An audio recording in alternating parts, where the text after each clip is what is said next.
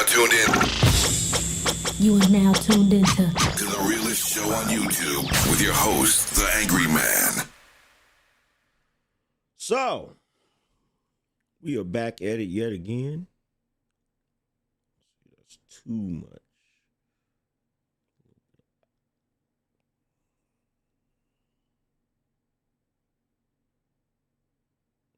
Go. So, have y'all noticed the shenanigans? Have y'all seen the shenanigans going on lately?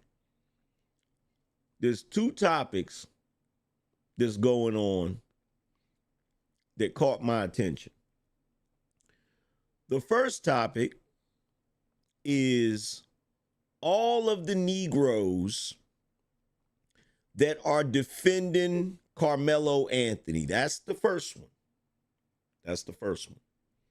The second one is all of the Negroes that seem to be on the side of China.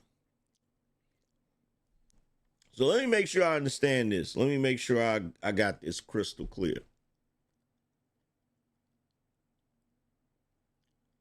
You Negroes are defending a killer and communist China.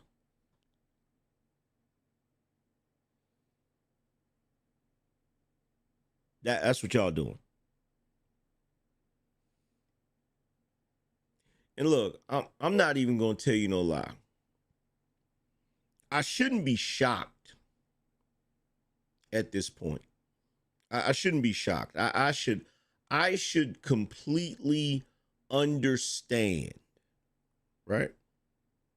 I should completely understand because I've watched my people.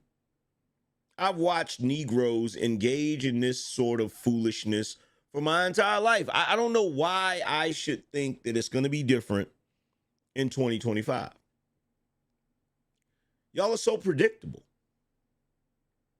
When I first saw this story, I knew immediately that the vast majority of you Negroes was going to say, oh, he innocent. It's self-defense. He innocent.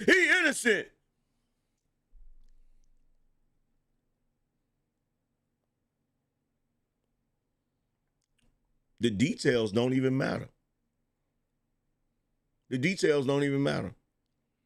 Which is ironic because whenever black folk lose their life, the details matter, right? The details absolutely matter. You want to know what happened leading up to that. You want to know all of the details, right? Now, like I said, I should already be familiar with this type of behavior, but I'm not even going to lie. It's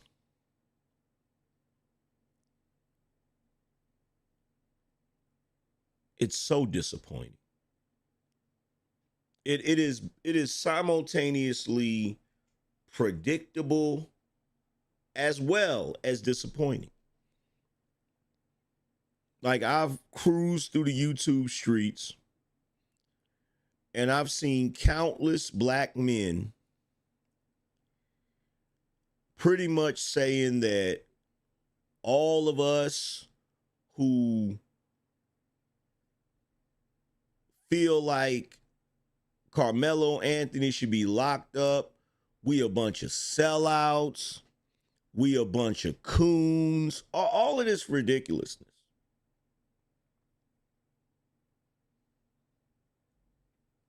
All of this ridiculousness.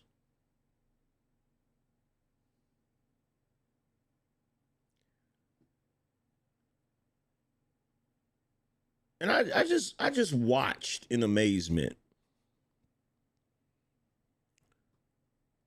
one of the things that used to really annoy the crap out of me when I was young, right? I remember watching movies like Rosewood, um, Mississippi Burning, Roots. There was another one called North and South. It was a miniseries. And I remember watching these shows and these movies, and I remember being so frustrated because I never could understand why white folk in those TV shows and those movies had the level of hatred that they had for black people, especially in Rosewood. With Rosewood, I'm trying to figure out, I'm like, why won't these white people listen to reason? You got all of these people, black people, telling them, look, we didn't have nothing to do with that. But that angry mob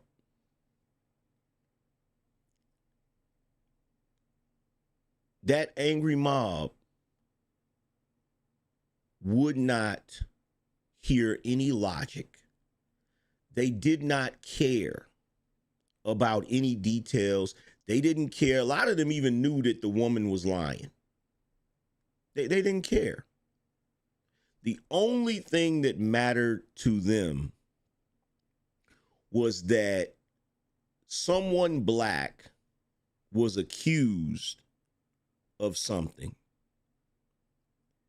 And they went so hard in the paint that if any of the white people in Rosewood were to help those black people or hide those black people,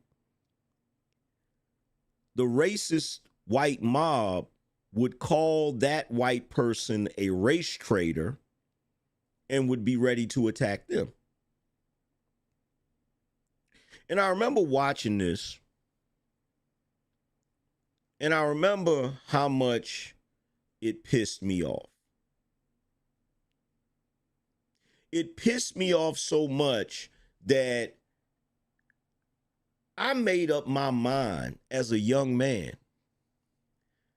that I would never be the type of person to operate like that, to operate in that type of ignorance, in that type of foolishness. And here it is all these years later, I'm witnessing something I never thought I would witness in my life. I'm witnessing black folk behave like white supremacists. Because if any of you niggas, and I don't give a damn who you are, any of you niggas that's sitting back defending this shit, if your reason is anything other than race loyalty, you're a fucking liar.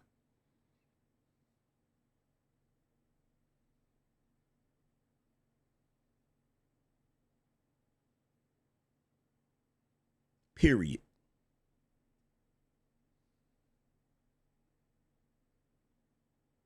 Point blank, period.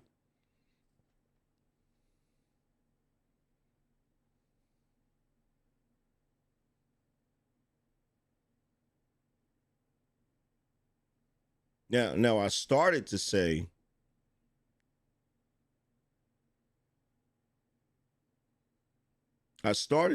that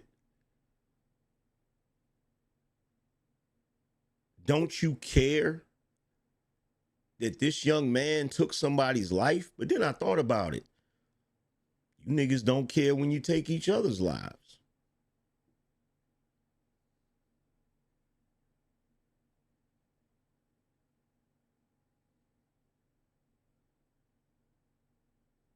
The funniest thing about it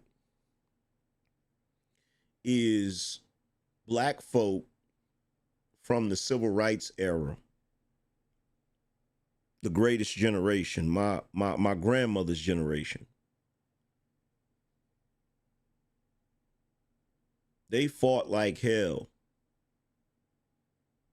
to be treated with dignity and respect. And many of them proved beyond a reason of a doubt that they had every right to claim the moral authority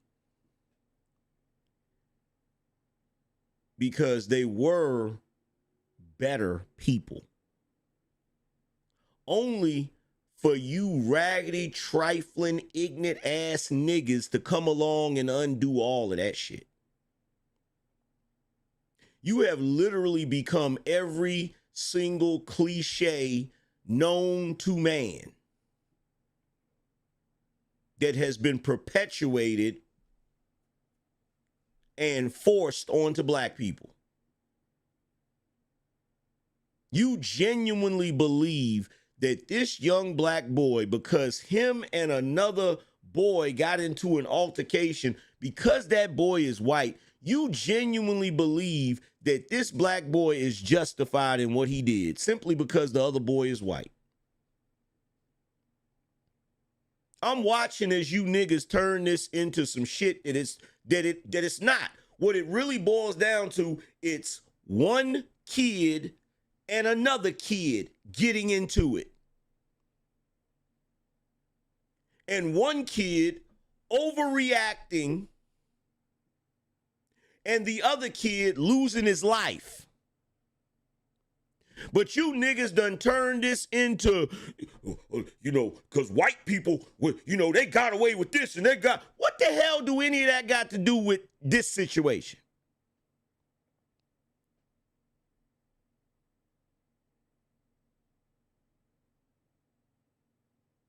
What does any of that have to do with this situation?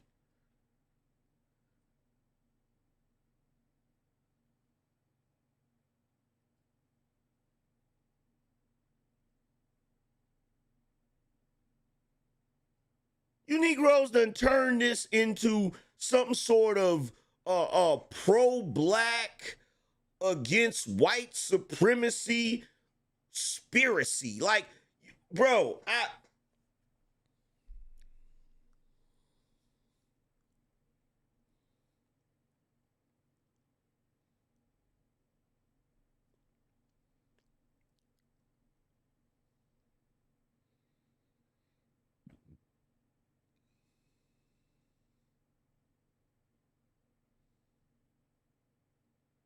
I'm just amazed.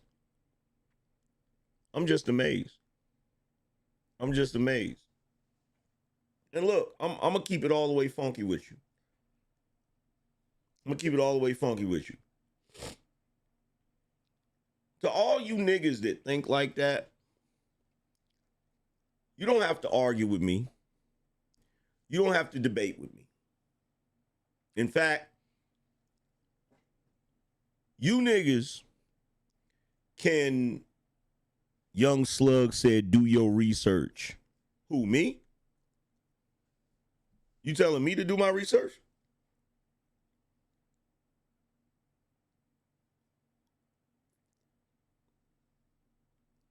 You telling me to do my research?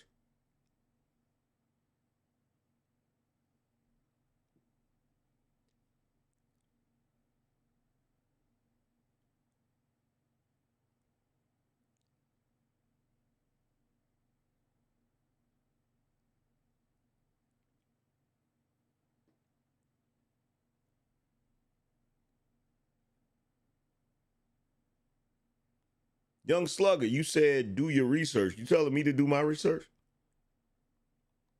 I'm asking a question. Are you telling me to do my research?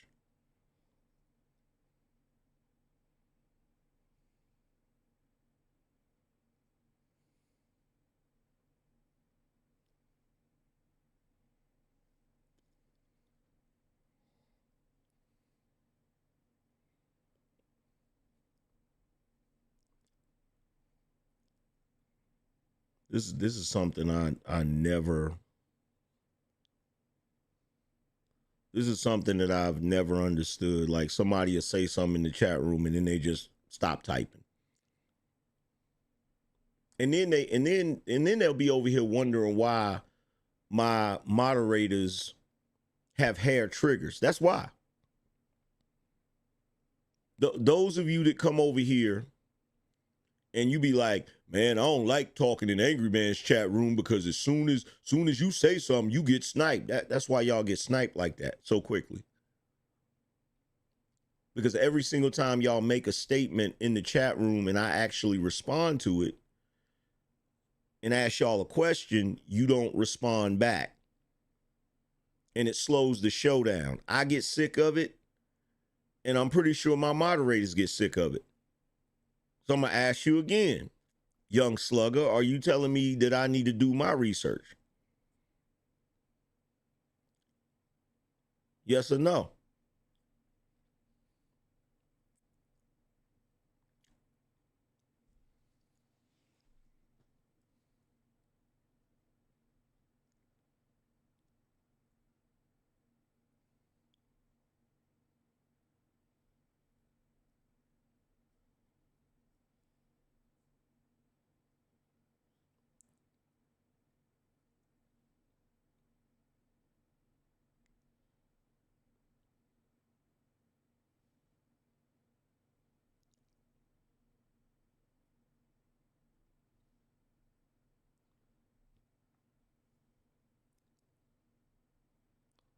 Moderators, do me a favor. Go up there and find young slugger and give him an Uber.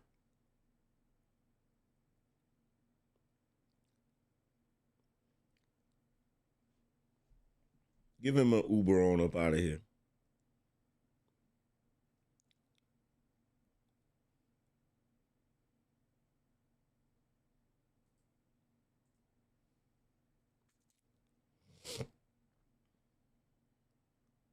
So when I sit back and I look at this foolishness, right? Like I say to myself, I'm like, self, why are all these Negroes predictable? Why are all these Negroes predictable? Why? I'll tell you why they're predictable. I'll tell you why these Negroes predictable, and they don't even understand it. They don't even get it.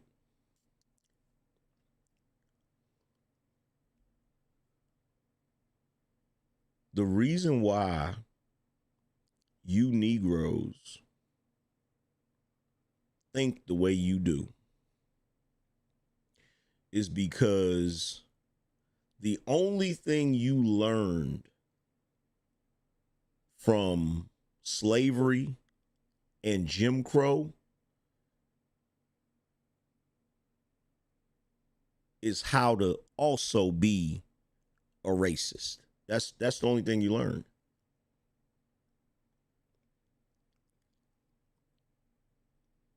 That's the only thing you learned. The only thing you learned from the history of racism is how to fashion and create your own version of it. That's all you've done.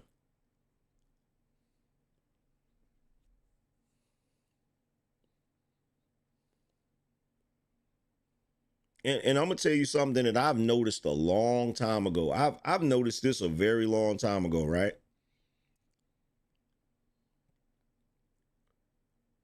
Because I see all of these content creators saying what they saying. I even saw Izzy Bands over there talking the same way.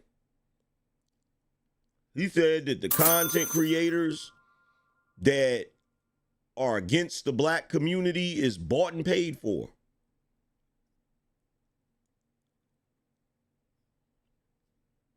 You mean the content creators that critique the black community because they want the black community to be better? Because I would argue the niggas that keep making excuses for the black community are the ones that's bought and paid for. Because from what I understand and know about pro-blackness has always pointed out the agendas that were created to destroy the black community. And all of these niggas that y'all defending are tools of that destruction of the black community.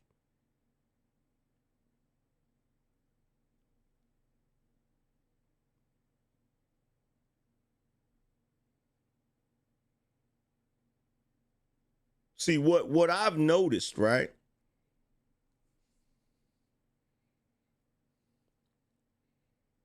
This is what I've noticed with our people. Our people believe that because of slavery and Jim Crow and everything that our forebears had to endure, our people believe that we should have a blank slate or a blank check to get away with whatever the fuck we want to get away with. Nobody's ever going to come out and say that. It's sort of an unspoken thing. That's really all it boils down to.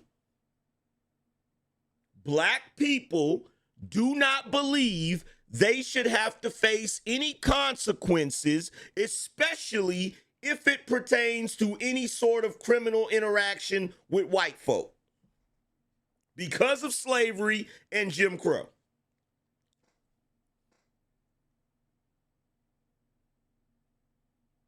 Kind of like, oh, we used to be slaves, so y'all need to overlook the stuff we do today.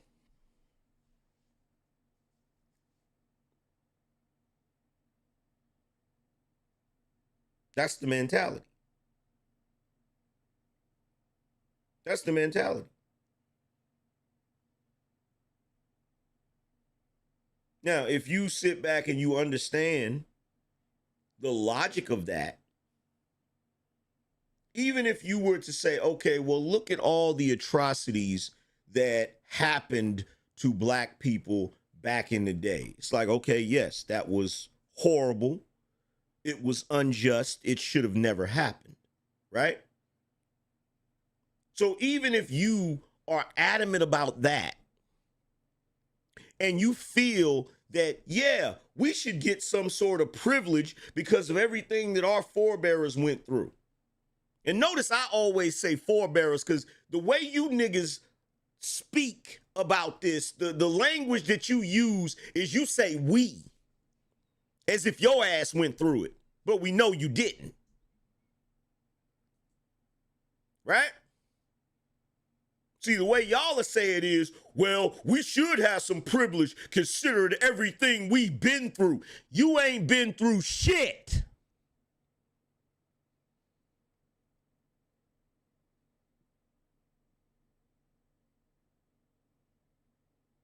You ain't been through nothing but a bunch of damn excuses.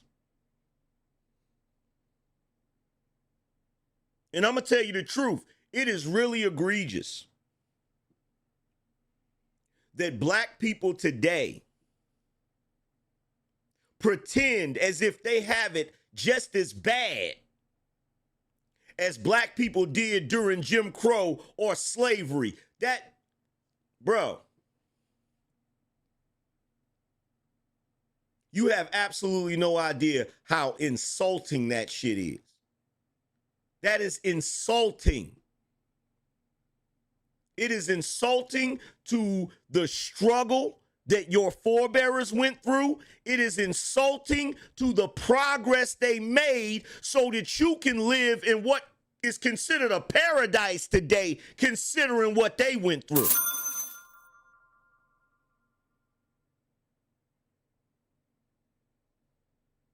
So to sit here and act like you're currently going through what they went through, that is a crock of shit.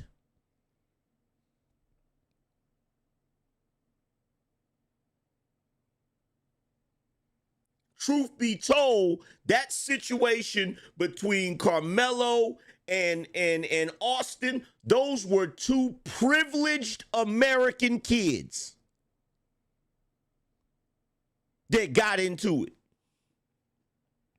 And I would argue they're two privileged American kids that have allowed themselves to be influenced by the negative culture that we currently have right now going on.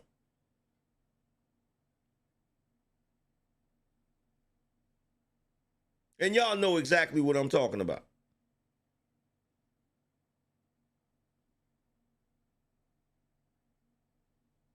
Right now, the number one music that everybody listens to, not just black kids, but black kids, white kids, all of them, they listen to the current rap music, which is ultra violent. I have no doubt in my mind that, yeah, them twins probably was trying to get into it with him.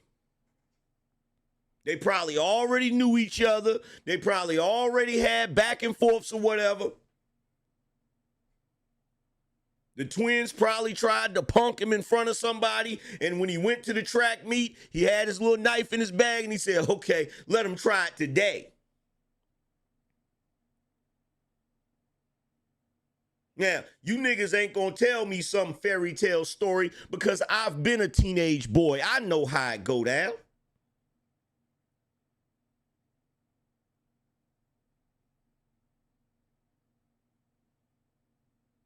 Now, some could argue maybe he didn't mean to delete that boy. Maybe he wanted to stab him to teach him a lesson, because you can stab somebody and they still live. Or maybe he did it on purpose. Maybe he wanted to delete him. We don't know. His intention is irrelevant. The facts are, he stabbed another boy at a track meet, and that boy lost his life. He has to answer for that. He has to answer for that. And for you black folks sitting around acting like you wouldn't want the teenage boy who stabbed your son to answer for that, you're full of shit. You're full of it. I guarantee you, if it's your son, you don't give a damn what was going on. If your son didn't have no weapon, because I'm going to tell you something right now. Y'all keep coming with these stories. Oh, well, the twins told him he couldn't be under that tent. So what? Every time I look up, there's a black person on the internet that is somewhere in public demanding shit. I don't gotta go nowhere. I don't gotta leave. Says who? Well, the twins didn't own the tent. Neither did Carmelo.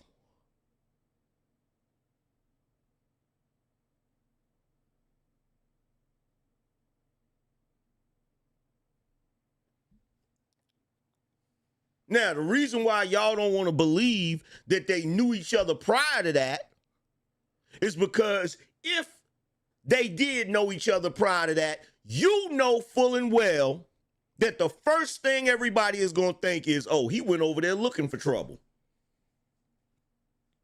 And don't clutch your pearls and pass out on the fainting couch as if niggas don't put weapons in their bags and in their pockets and go looking for trouble.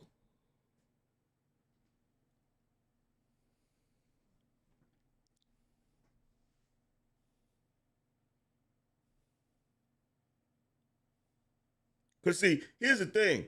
You niggas, y'all can get on the internet and put on that show for white folks all you want to. I don't know why he had a knife. You can't fool me. I'm a nigga too. And I'm from the streets. And I know how niggas get down. And guess what? We don't want to hear nothing about his GPA. You know how many niggas I know that got good grades in school that's in prison right now? That's the other funny thing. Well, you know, his GPA was 3.9 and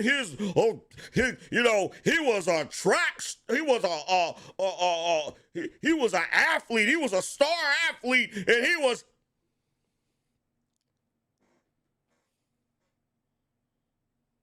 What the hell that got to do with him stabbing another boy in his chest? What does that have to do with anything?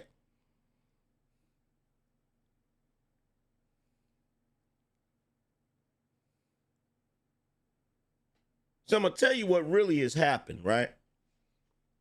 This is what really has happened. What's really happened is the black community has been under female leadership for so damn long that you niggas don't even want the men to take accountability for their actions. I'm going to say that again. The black community has been under female leadership for so damn long that you Negroes don't even want the men to take accountability.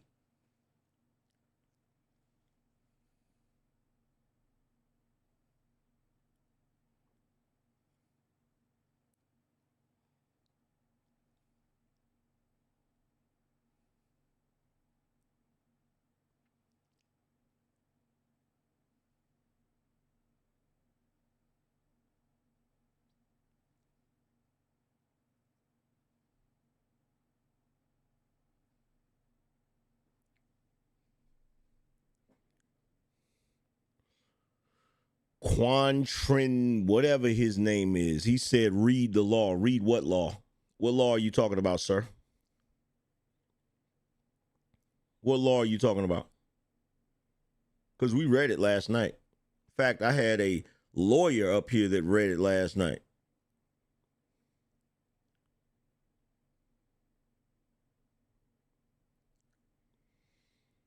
Let's see. Sharon said Texas law. We already read it. We already read it. Press 1 in the chat room if you were here last night and we already went over the law. Press 1 if y'all saw that. We already went over the law. We literally had a district attorney up here.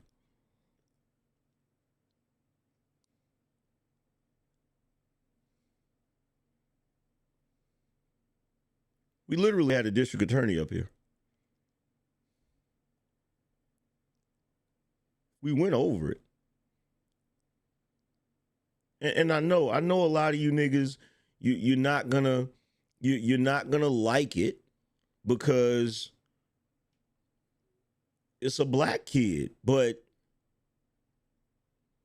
bro, it doesn't classify as self-defense.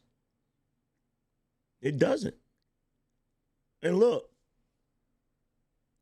BINO Nation, y'all have watched me long enough. Y'all have watched me long enough. If this was self-defense, wouldn't I be saying it? If this was self-defense, would I or would I not be saying it? So you niggas can't come in here and try to say, oh, Angryman, you on some cooning shit. When, what's his face? What's that cop's name? When that cop put his knee on George Floyd's neck, I talk shit about that situation. I don't care if he overdosed or he had pre-existing conditions. I don't give a shit. In my opinion, there was no need for his knee to be on his neck. So you know I'm not some tap dancing, cooning ass nigga that's just gonna go against black people to go against black people. Y'all should know better than that. But I'm not gonna sit here and lie and say that that situation is self-defense. It's not.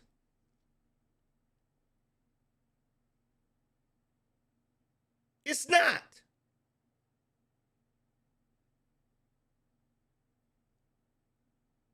Sharon, check this out, bro.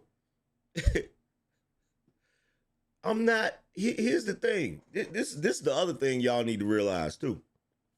This is the other thing y'all need to realize.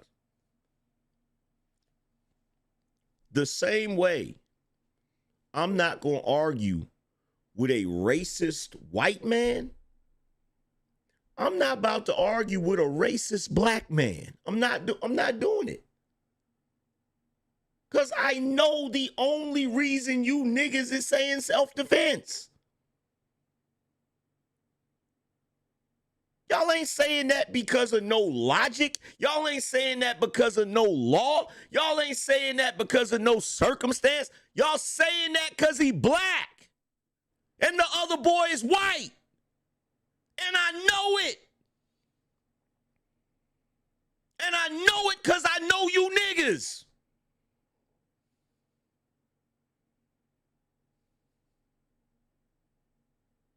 I'm not about to argue with y'all about it.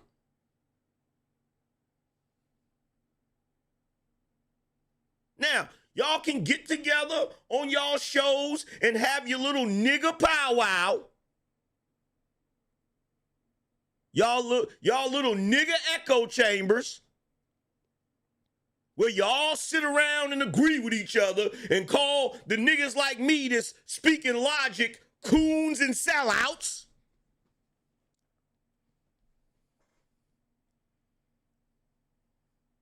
But the reality is we don't give a shit. I've been saying a long time there needs to be a separation. It ain't, the separation ain't coming. The separation is here. We are sick and tired of all you black folks that are hypocrites, that love to call out white supremacy and racism only to mimic the same shit.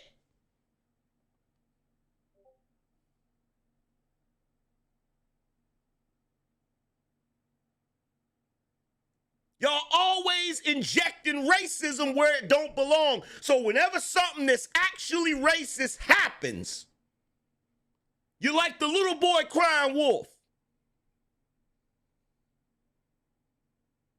Black folks can't get no racial justice when there's a real racist situation because you have used the race card so much for shit that don't even have nothing to do with racism. Just like you're doing right now. Just like you're doing right now. Just like you're doing right now.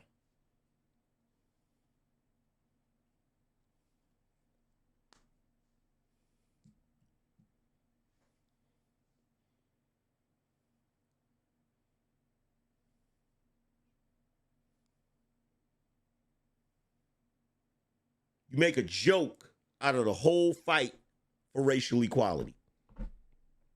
You make a joke out of it with your antics and your bullshit. This right here that's going on with this boy, this ain't nothing no different than Black Lives Matter. It's the same goofy ass shit.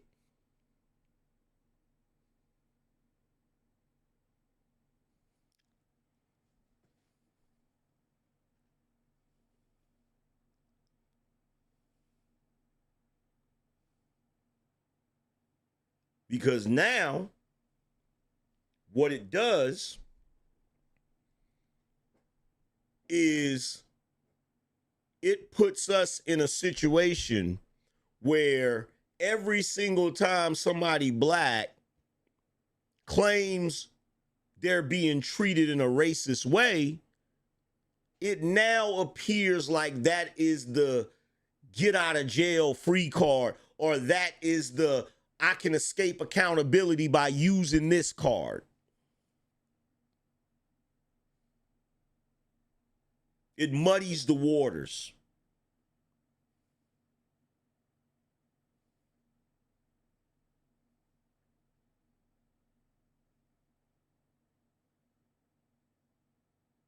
Muddies the waters.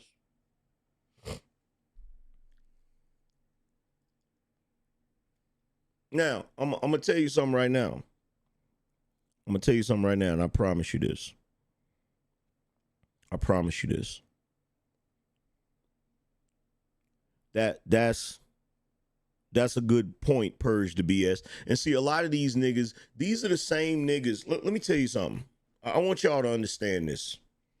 These are the same niggas that thought that girl down there in Alabama really got kidnapped. These are the same niggas that thought that Juicy Smollett was really attacked and accosted by MAGA supporters. These are the same niggas. These are the same niggas.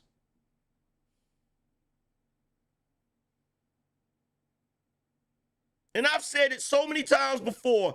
It's funny because black folks think that white people only see race. Nigga, you only see race. You can take any logical thinking black person and give them any scenario and they'll see the logic in it until you inject race in it. The moment race is put in it, then all of a sudden they don't see the logic in it.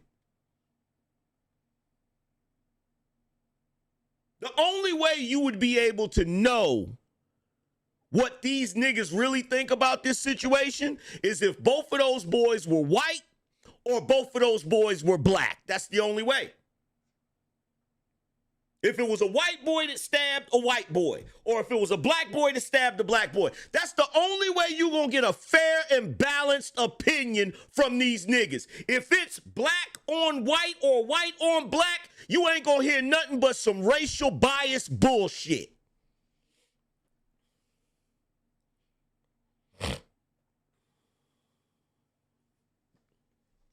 And that's the truth.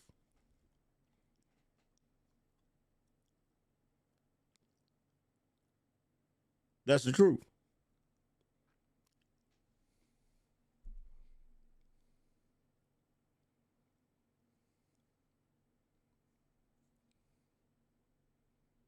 That's the truth. Y'all can get mad at me. You can disagree with me. But I bet you gonna think about that. I bet you gonna really think about that. You might not think about it long, but you gonna pause for a second. Would I think of it differently? You gonna pause for a second. You gonna pause for a second. Michael Lord said, "It's your opinion." Let me ask you guys a question. To you niggas in the chat room, what the hell makes you think I give a fuck about your opinion? To you niggas in the chat that disagree with me, what the hell make you think I care about your fucking opinion?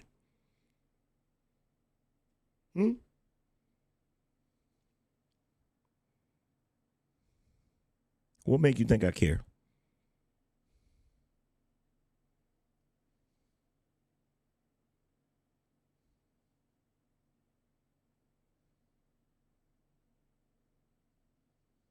Sharon said, because my opinion is awesome.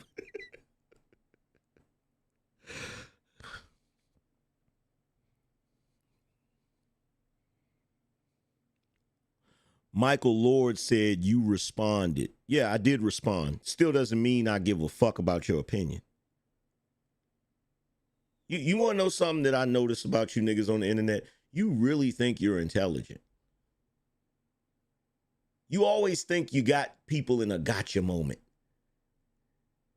My opinion must matter because you responded.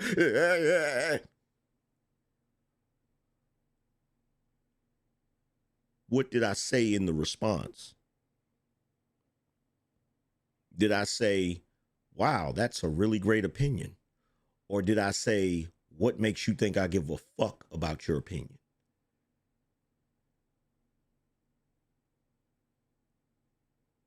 Like, are you okay? Are you okay?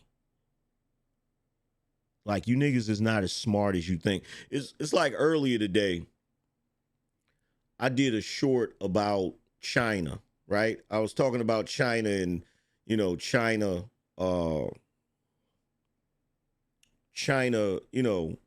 this whole thing with the luxury brands and all of that shit, right? And somebody said to me in the chat, and where was your hat made? And I had to take a picture of it and show him. I said, my hat was made in Bangladesh. And you know what this dumb ass Negro had the nerve to say? He said, it's still not made in America. That's not the assumption you made, sir. You made the assumption that it was made in China. And it wasn't. In other words, you didn't know what the fuck you were talking about. You made an assumption.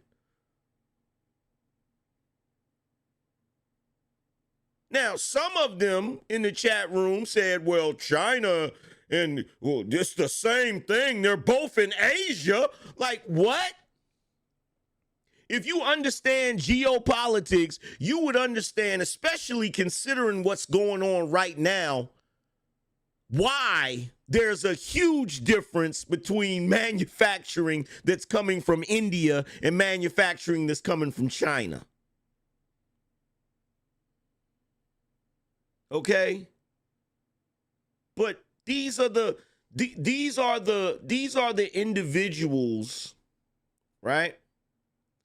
That they think they're super intelligent.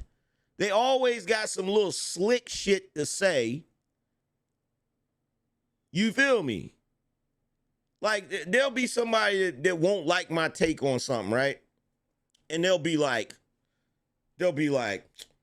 Angry man, you're such a clown. You don't know what you're talking about. And I be looking like, well, why do you watch me?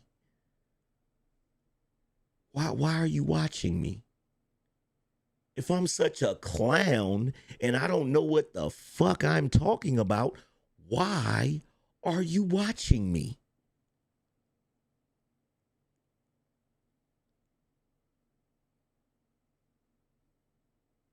What did Nas say?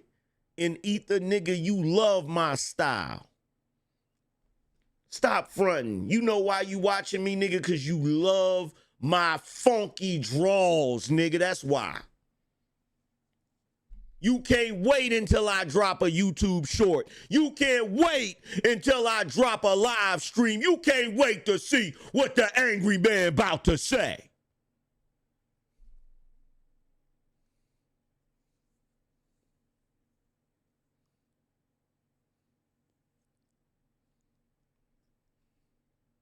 That's the other side of the coin. That's the other. Michael Lord said, my first time here. Somebody do me a favor. Kick his ass out of here. That's your first and your last, nigga. That's your first and your last, nigga. In fact, I got him. See ya. Bitch ass nigga. Bitch ass nickel. Going back to what I was saying. That's the other side of this. Not only do we have black folk making all kinds of excuses for Carmelo Anthony, and I'm going to tell you the truth, I feel bad for the basketball Carmelo Anthony. If I was him, I would sue the shit out of them. I'll be like, man, my name is getting drug all through. My name is getting drug all through.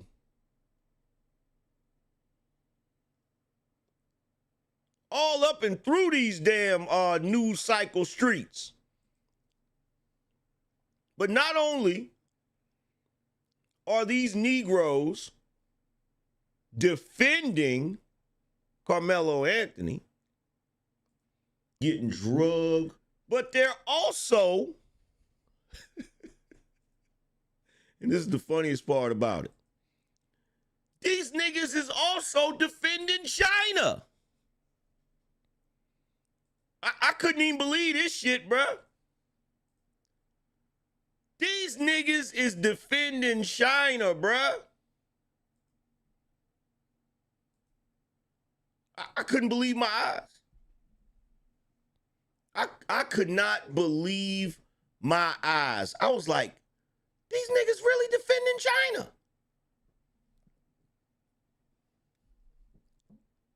I saw a video title from Willie D. God bless his soul, right? Let me see what the title is again. I see the title from Willie D. What was the title? Let me see.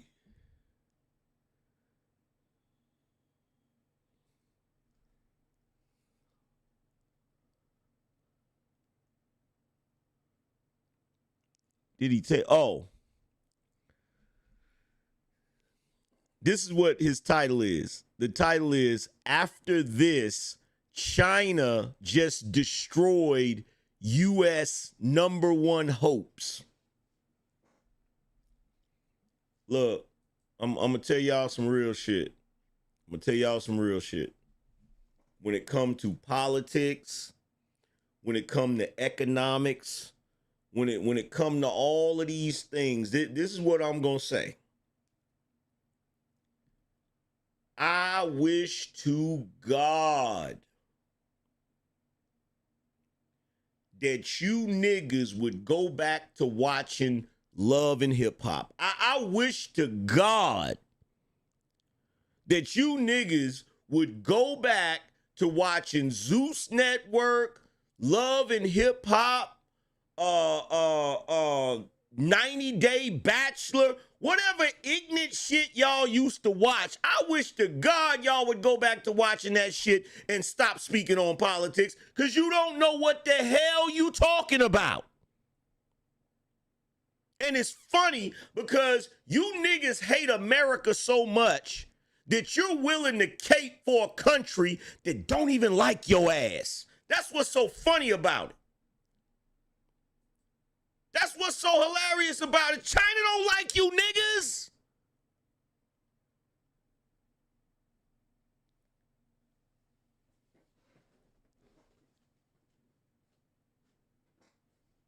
What's wrong with y'all?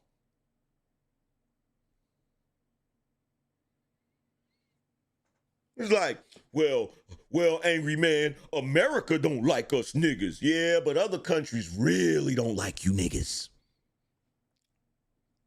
I think y'all in denial about that shit.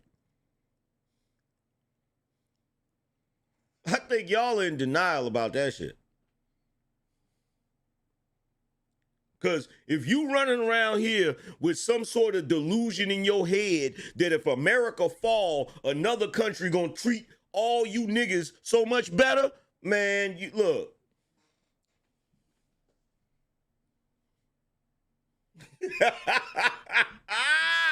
Your ass really don't know the world you live in, do you?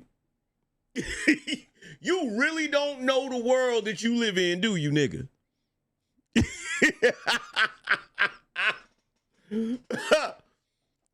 But let's be real, you know. That's why you ain't took your ass to Africa yet. That's the other thing that I wonder. All you niggas that love to talk about how horrible it is here in America, why you niggas ain't went to Africa yet? Or South America? Or anywhere? Shit, you love China so much, won't you go there and live? I tell you why you won't go there and live. Because you can't show your ass over there the way you do here. That's why your ass don't want to go nowhere else. That's why you don't want to go nowhere else, because you can't show your ass everywhere else the way you show your ass here.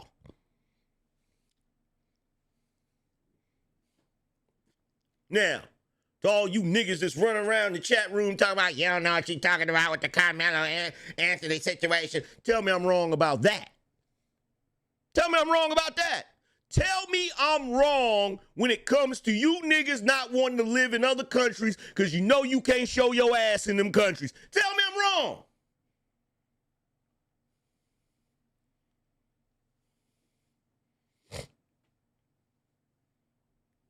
Talking about how much you can't stand white folks. The funniest thing about it is these white folks let you niggas cut up. Yeah, and I do mean let. I'm going to say it again. I do mean let. I do mean allow.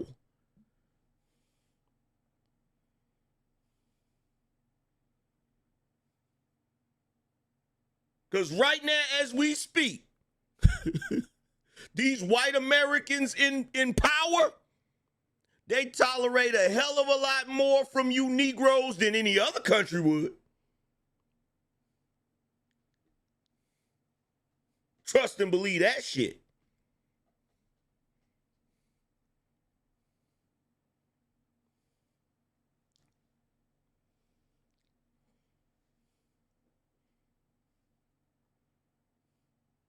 So, Muslim, these white folk, man.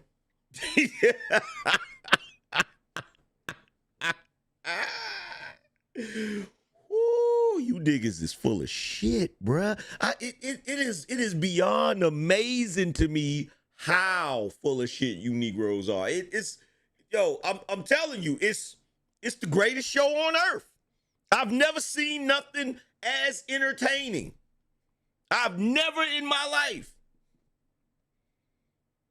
And you Negroes will go on because some of y'all are content creators. You Negroes will go on your live stream with a straight face.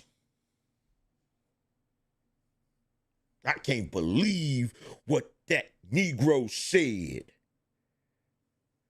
If I wanted to live in Africa, I could live in Africa.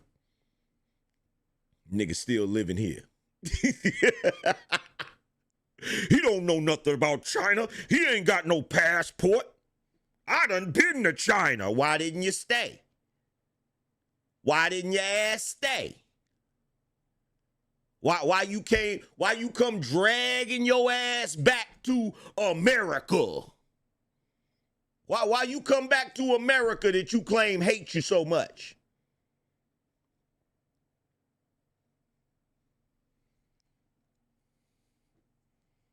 So I'm going to tell you what you niggas are.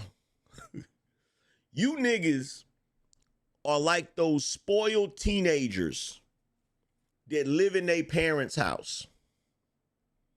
They can't stand their parents, and their parents get on their nerves, and they always talking slick and talking back to their parents, but they parents let them get away with all kinds of shit. They couldn't take their ass nowhere else and live and do all of that shit. That's what you niggas are. That's what you niggas are. Just like them teenagers, you sit your ass up in America talking shit about how bad America is while your ass benefit from America. That's what you niggas is. That's what you are.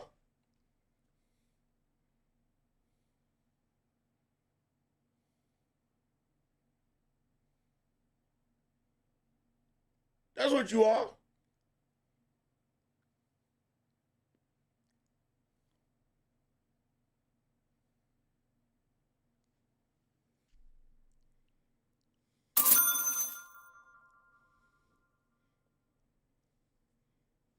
And all of these Negroes, I'm gonna tell you the one thing that pisses me off more than anything in this world. It is the most egregious shit I have ever witnessed in my damn life.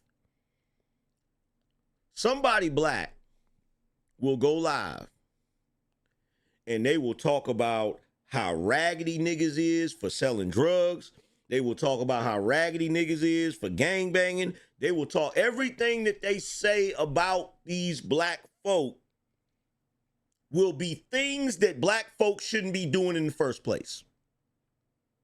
Some kind of way in these niggas' minds, they take a black person's critique of negative behavior in the black community and they turn it into, you must hate your own people. How the hell do you hate your own people by calling out behavior they shouldn't be doing?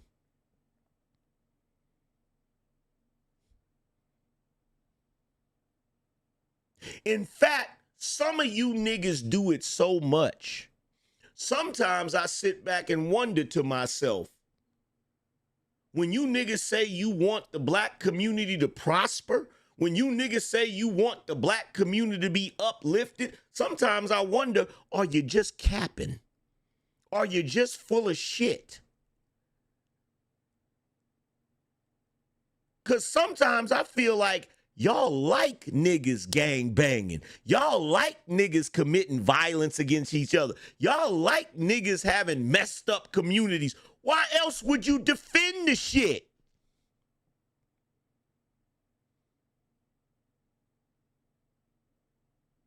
Why else would you defend it?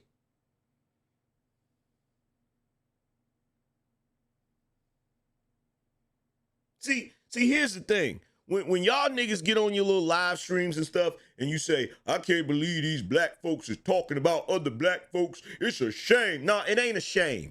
The shit niggas is doing is a shame. And guess what? Before you actually take pride in your race, you gotta have something to be prideful about. Before you start defending your tribe, you gotta make sure that your tribe is worth defending.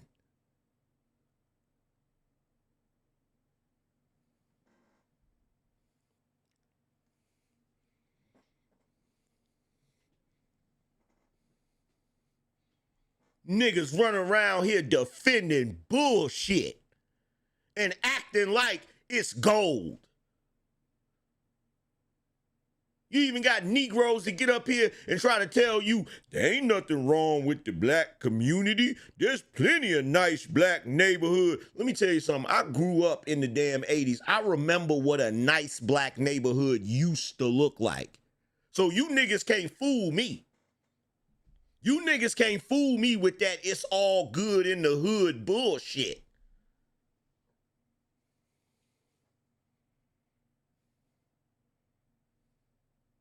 There's black neighborhoods all across this country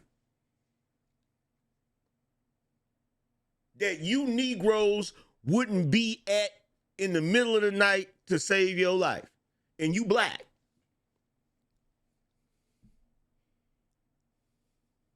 And I don't mean black like light-skinned black like me. I'm talking about black, where somebody look at you and say, oh, he's definitely black. You could be JP for president black. And there are neighborhoods in this damn country that you ain't gonna take your black ass in. In fact, if a nigga suggested, hey, you wanna go over to such and such neighborhood tomorrow night? Hell no, I don't know them niggas.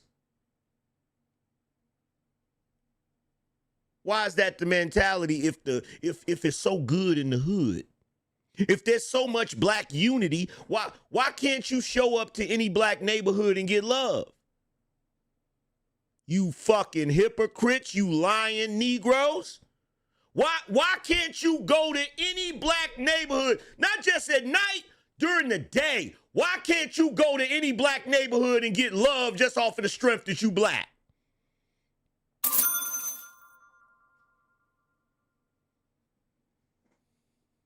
You niggas are full of shit. You living in a damn fantasy. Here's a suggestion for you, right? Here's a suggestion for you. See my cell phone? Let's say I drop my cell phone in the mud. Let's say I was outside and I dropped the phone, it fell in the mud. It's got mud all over it and shit, right? Somebody says, ew, your cell phone got a bunch of mud on it. I'm not going to look at that person and say, you must hate cell phones. Why you hate cell phones?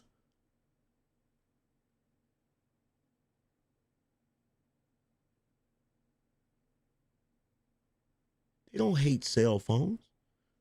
They're pointing out that the phone got mud on it. Now, even if they said, ew, your phone got mud on it, I still can't say, no, it doesn't. No, it doesn't.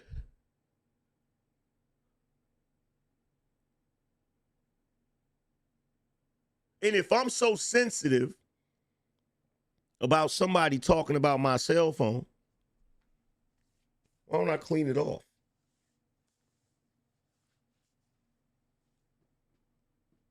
Why don't I clean it off? Guess what? If I clean it off, can't nobody point and say, your cell phone got mud on it. Then I don't have a reason to defend my phone or to accuse people of hating cell phones. You dumb ass Negroes. But see, you don't want to clean the phone. That's the problem. You've gotten used to the phone being dirty. That's the problem. And you want the rest of the world to act like that dirty cell phone is a pristine, brand new, clean cell phone. You want us to engage in your cognitive dissonance. It's starting to be clear why you Negroes support the LGBT community. Because you got your own little thing going on that's out of the realm of reality, and you want all the rest of us to participate in it. I'm sorry. The hood is not good. Black neighborhoods are horrible.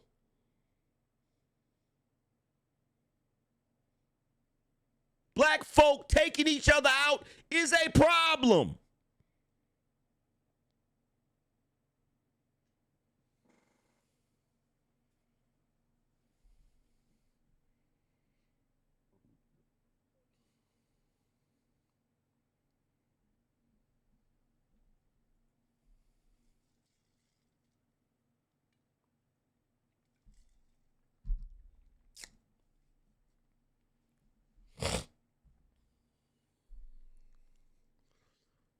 And that's how Negroes react. You see that? See what Methinks 995 just said? He said, Angryman, you should rename yourself Battyman.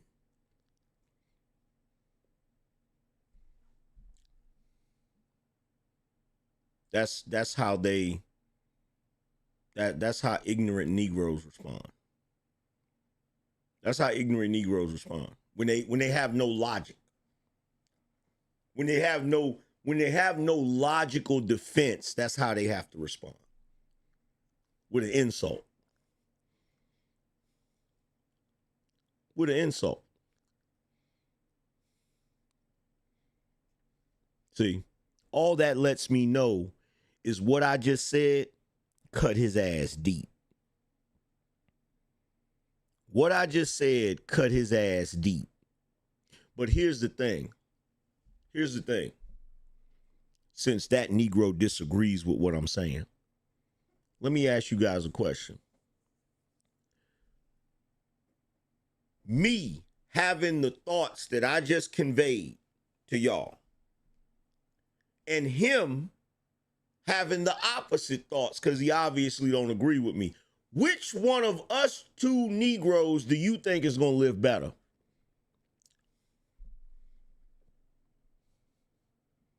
Which one of us do you think is going to live better?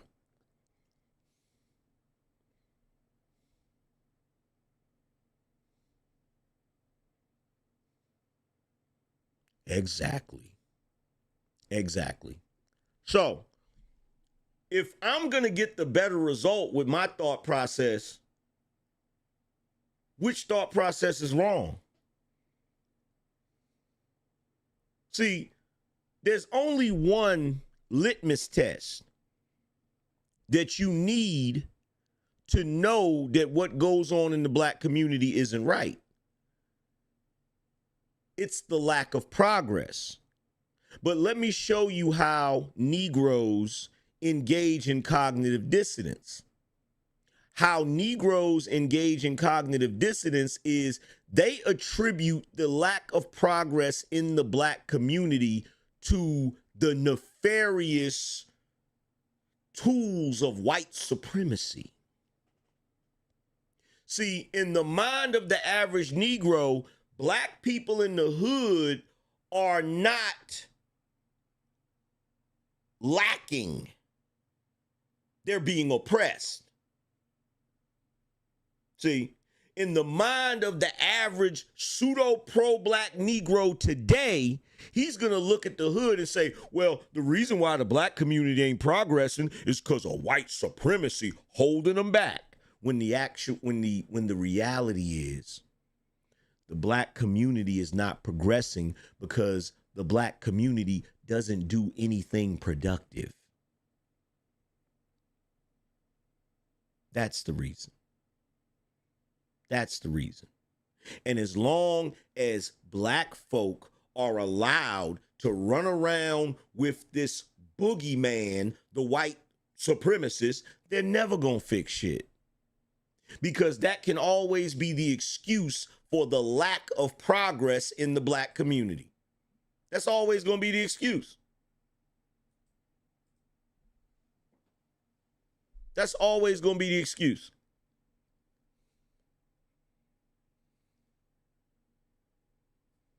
Always.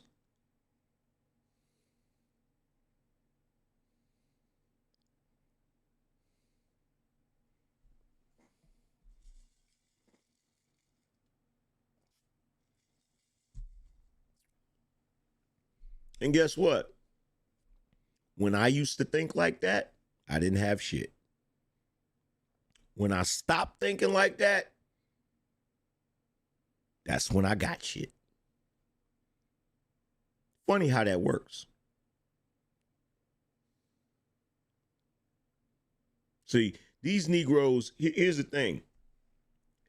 You Negroes can't run the game on me because I've been on both sides of the fence. I'm not some bougie little black kid that was raised in a well-off family in the suburbs and never knew the struggle. I'm not that. I've been on that side of it. I've been on the struggle side of it. I've believed all of the stuff that all of you niggas believe about systematic oppression, institutional racism, white supremacy. I used to think all of that shit. And I remember what my thought process was when I thought all of that shit. Whenever something didn't go right for me, instead of looking in the mirror, I pointed to that boogeyman. The downside of that is it gives you somebody to blame, but it's the wrong person to blame. Because it does not inspire you to improve yourself. Thinking that some outside force is the reason why you can't accomplish your day-to-day tasks gives you the perfect excuse to procrastinate, gives you the perfect excuse to give up, gives you the perfect excuse to bullshit, gives you the perfect excuse not to try your best.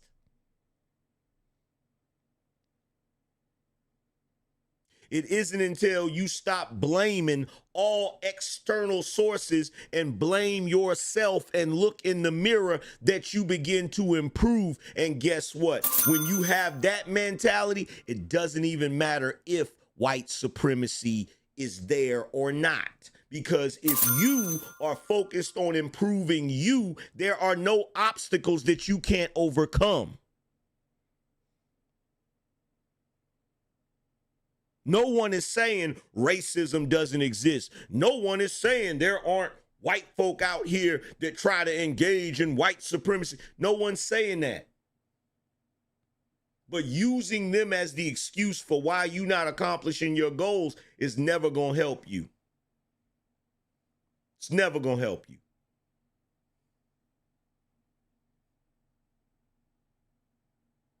You focusing on you and fixing you will help you.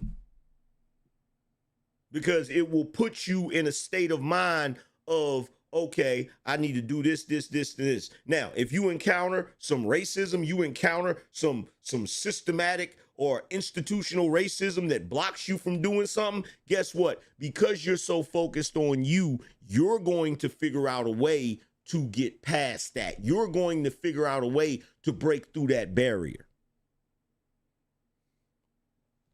But I tell you, when you ain't going to figure out a way to break through that barrier, when you're blaming the barrier,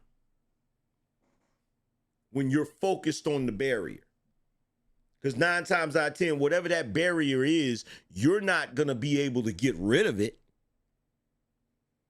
You're not going to be able to get rid of it. Not by screaming at it. Not by accusing it of being racist. Not by complaining to all your friends about that barrier.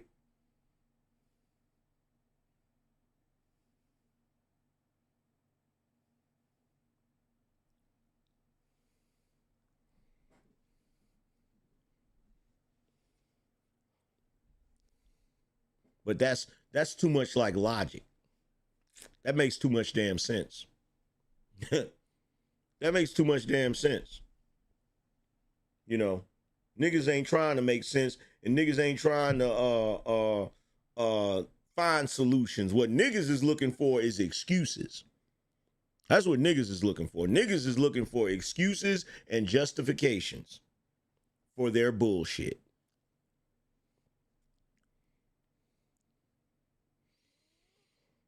Shout out to Donnell. He said, can't even watch right now, but showing love.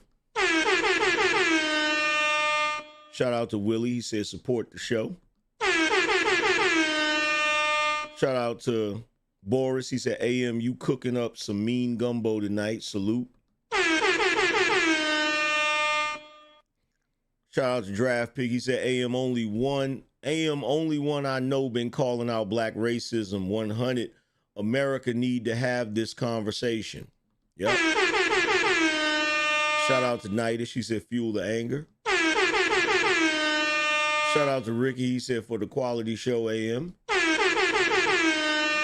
Shout out to Sharon. He said, I won't. I don't know what he's talking about, but shout out to King Sigma for gifting memberships. Shout out to K Crummy.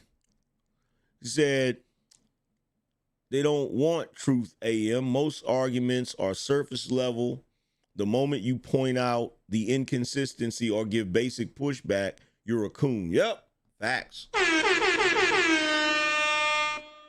Let's see. Shout out to Cali Bills coming through to be the first sponsor of the show. We need some more sponsors. We need a sponsor on the Cash App side. Somebody sponsor the show on the Cash App side. Shout out to Cali Bills. Appreciate you, broski.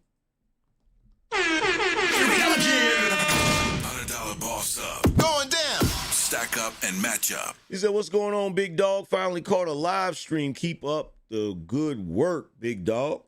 Appreciate you, bro. Shout out to Cornelius. He said, you notice how you never see that much protest or backlash from black against Marvel hiding black people in the Chinese billboard advertisements. Yeah, they're quiet. Quiet. Shout out to Yoshi. Yoshi said, in order for the black community to get right, it might have to be a repeat of what happened to the Israelites. Those tainted generations got a you know what off before going to the promised land. Shout out to the Lucid Experience. Said y'all are lacking on the support. Geez, yeah. Crazy. It's crazy. Shout out to B Baker. Shout out to Leonard. Said 35 minutes back. the more the boys resemble the women who raised them, the higher the social score within the matriarchy. As they age, they attain rank as eunuchs. Shout out to Okie. He said, trust me, they hear what you saying, but sad part is won't try to get what you saying. And what they don't realize is all the ignorance, dysfunction, and excuses do nothing but prove actual racist right. Yep. Facts. Facts. That's facts right there, bro. That's pure facts. Let's see. Shout out to Kevin. Kevin said, right on time, OG. Shout out to Big Waves. He said, YouTube's best show, hands down. Shout out to Big Mike. He said, for the show, bro, salute. Shout out to D-Rock Den. He said, black people are stuck in Okie Doke with this Democrat. Yep. Let's see. Shout out to Edgar. Shout out to Terrell. He said, thanks for the show, fam. Shout out to Shakedown. He said, keep going in, AM. Shout out to Albert. Shout out to Gemini. He said a little something. I'm on the grassy knoll, no doubt. Shout out to Kelson. Shout out to Malik. Shout out to Andre. He said niggas only know how to show love through hate. Shaking my head. Shout out to JC.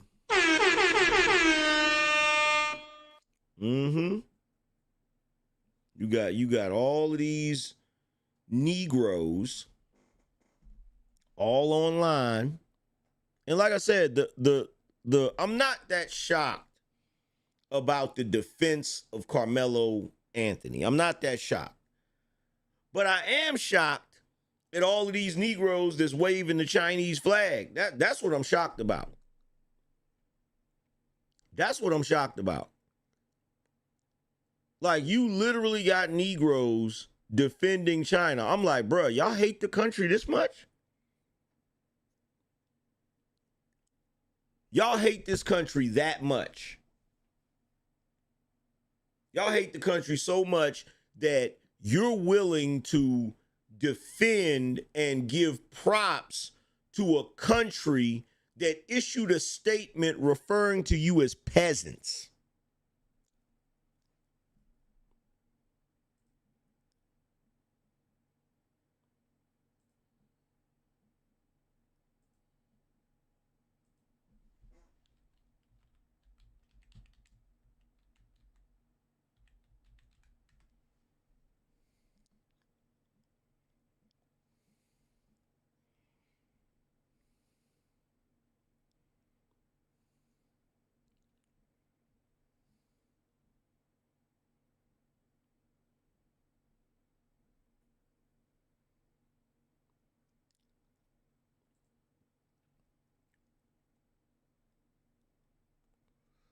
Ernest said, to be fair, J.D. Vance started it. How did J.D. Vance start it?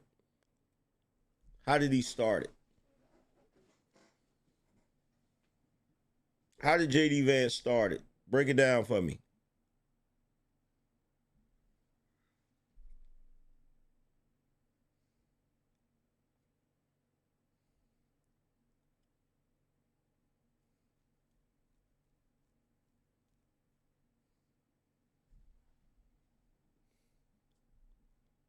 How did J.D. Vance start it?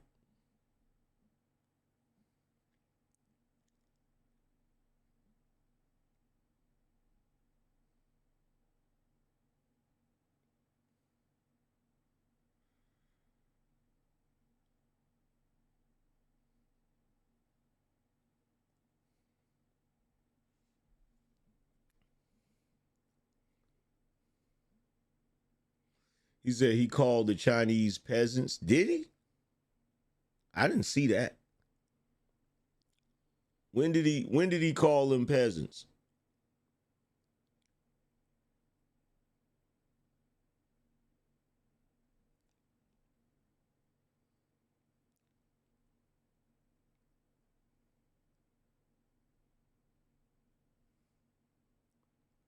When did he call her peasants?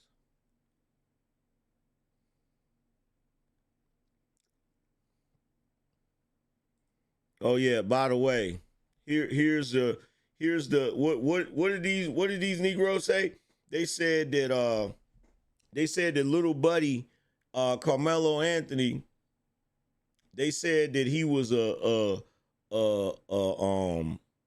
model student, right?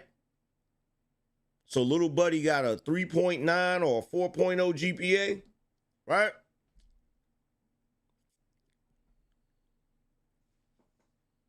Yeah, that's him. That's him.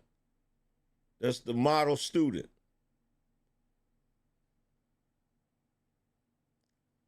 That's the model student right there. Right there.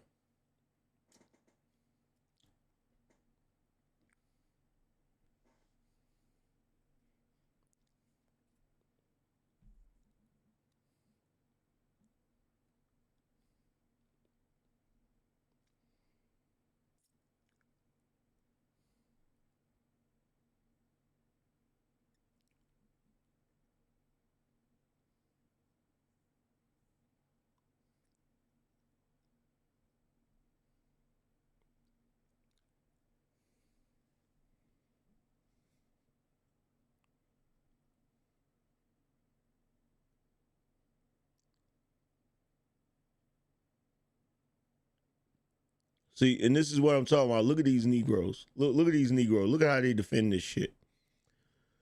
This chick says, pathetic and desperate. This is an airsoft gun. Who gives a fuck if it's an airsoft gun?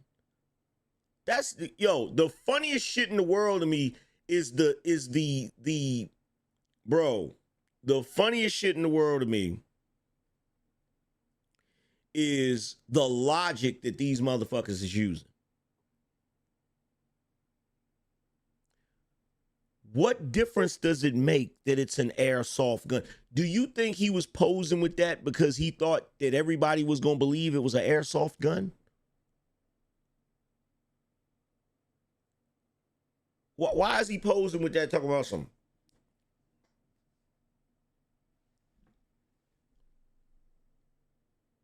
Like, what?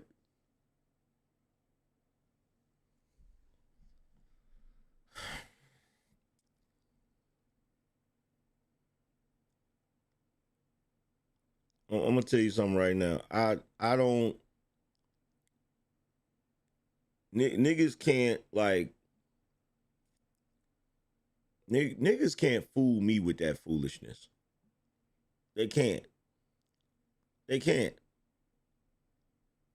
They can't. And I'm gonna tell you the truth. I'm gonna tell you some real shit. I'm gonna tell you some real shit. Just go look up pictures of Carmelo Anthony. And just look at that, and just look at that vacant look on his face that he always got.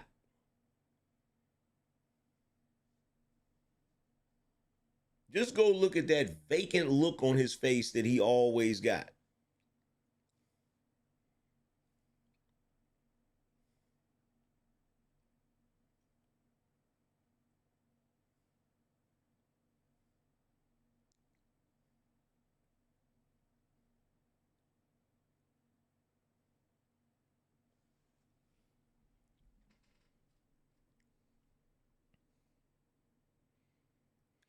Said that's not an AK-47, that's a Draco airsoft gun. Juan Solo, why the fuck does that matter?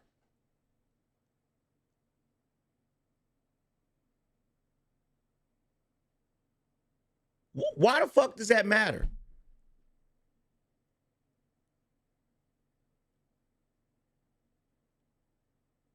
what is wrong with you niggas? Like, in all seriousness, what is wrong with you niggas? Like, what's wrong with y'all mentally? What's wrong with y'all niggas mentally? Do you really think that I'm so stupid that I don't know that you know why he posed with that shit?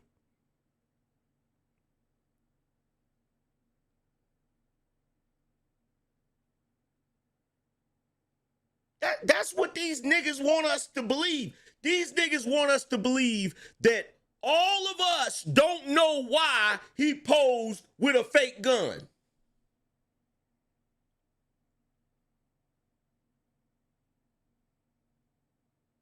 Let me ask y'all a question.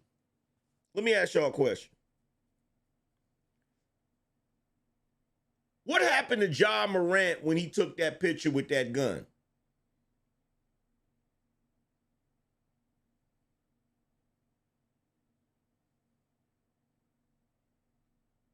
What happened to John Morant when he took that picture with that gun?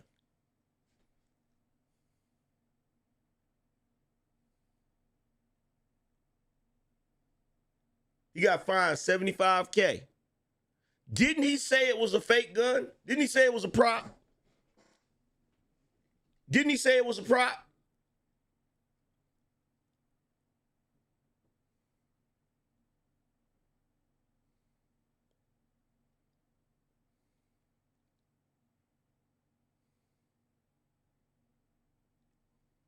He said it was a prop, right? So if the gun John Morant showed in a photo was a prop, why'd they still find him?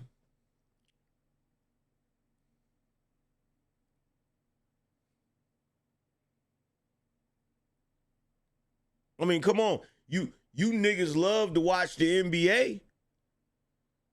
So go ahead and tell me.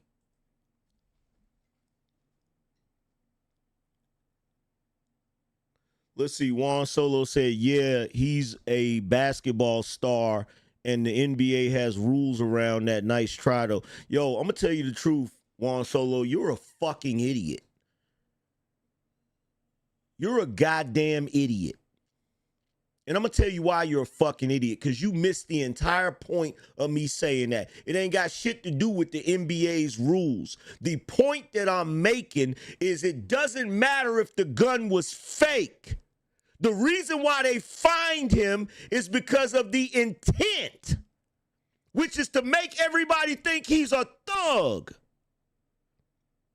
Now, the funniest shit about it is if that white boy had stabbed him and he lost his life and you niggas found a picture of him taking a picture with an airsoft gun, you'd be like, see, look at him.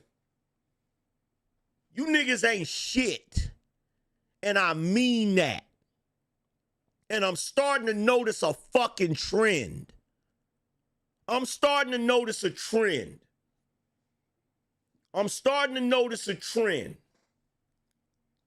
know what the trend is?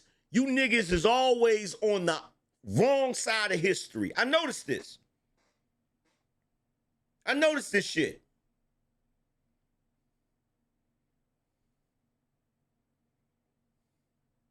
Because wasn't you in here last year around the same time, Juan Solo? Wasn't you in here last year talking about Drake's career is over? Wasn't you in here saying that shit?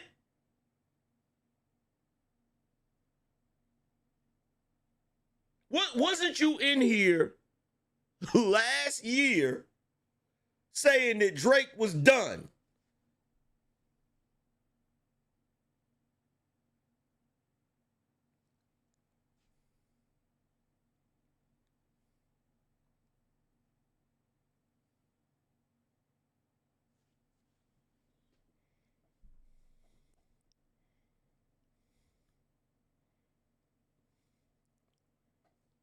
Ain't that what you said?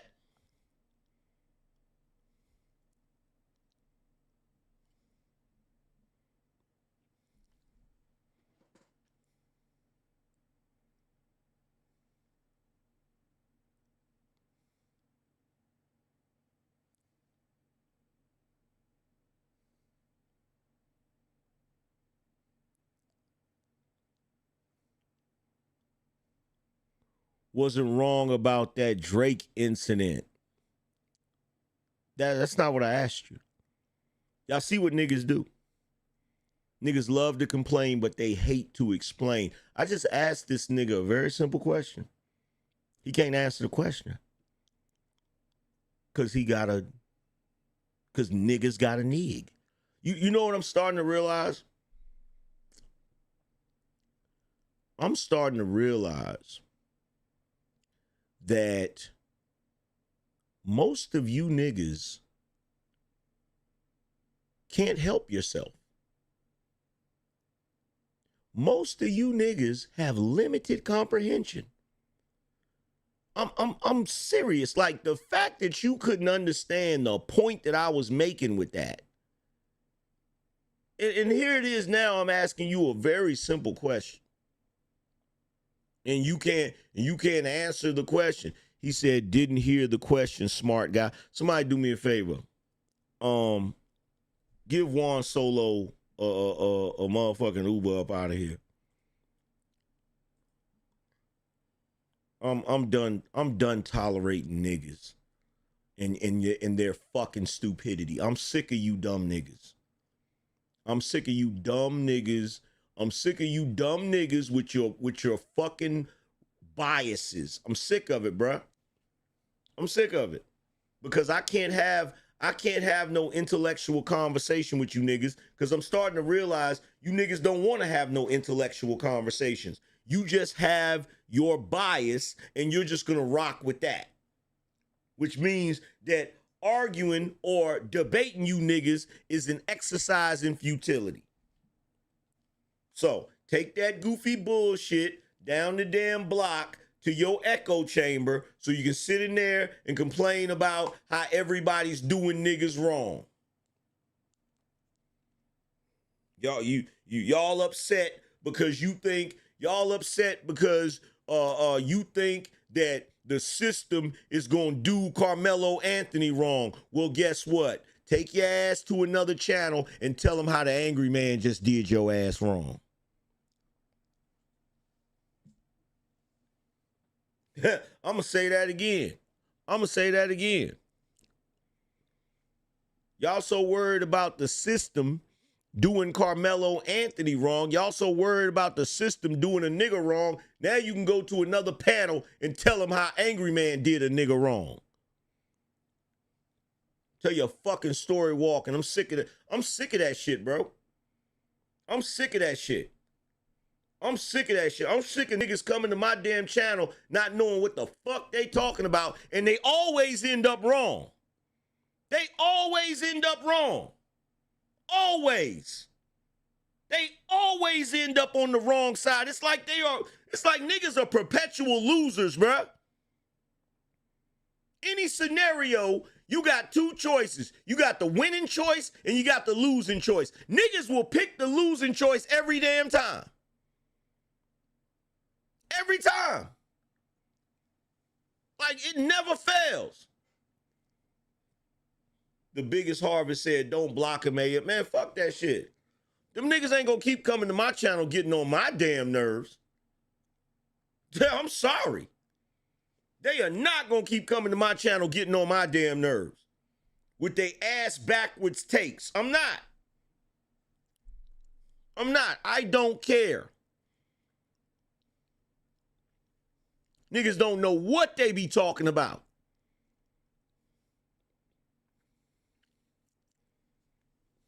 This is what they mean when they say, nigga can't win for losing. That's why you can't win for losing. Because you don't want to see no other point of view except your own. You don't want to see no other point of view except the one that is confirmation bias. That's all they do. They run around 24/7 looking for confirmation of their bias. That's it. That's it. There's no critical thinking. There's no logical thinking. There's none of that.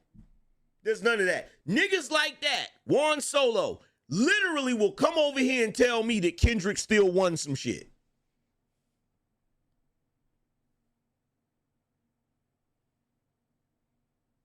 Drake is one He is one number one away from passing Michael Jackson. But these niggas will bring their raggedy asses over here and tell me that Kendrick is in the same conversation with Drake. Drake only got to have one more number one hit and he passes Michael Jackson. They over there selling tickets to Kendrick and SZA's show 60% off. And we've confirmed that when this nigga dropped, look, Drake dropped Nokia.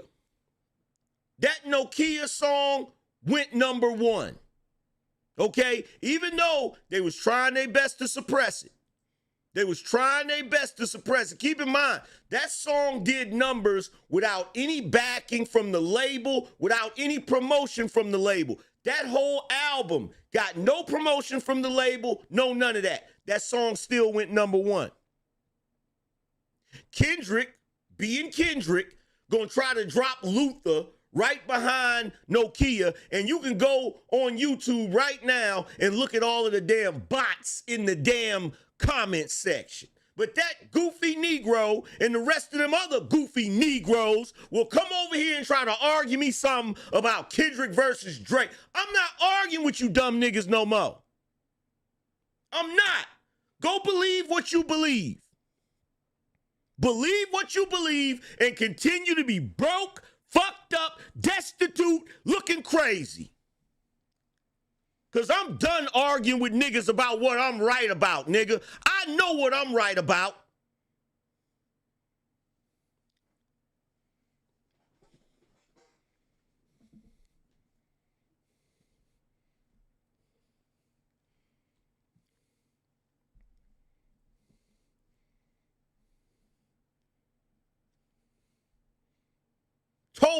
I told niggas what he was gonna do. Did I not tell niggas what he was gonna do last year? I said, oh, y'all kissing Kendrick's butt now, but wait till Drake makes something y'all can dance to. It's gonna change the whole damn thing. Y'all remember me saying that? Y'all remember me saying, let this dude make something y'all can dance to. Let this dude make another hit. Let this dude harmonize on y'all and it's a wrap. And then I told niggas, I said, bro, the worst thing Kendrick could have did was say Drake's name at the Super Bowl a week before Drake and Party was dropping that album. I was literally on this damn show saying, yo, you know Drake and Party about to drop an album, and niggas was like, man, get out of here, Angryman, you tripping. What did that album do? Niggas treated me like I was crazy because I said Drake and Party Next Door is about to drop an album, bruh.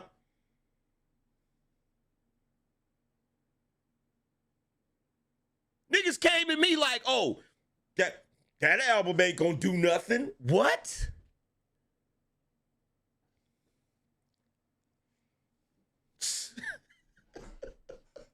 These niggas is always wrong, bruh.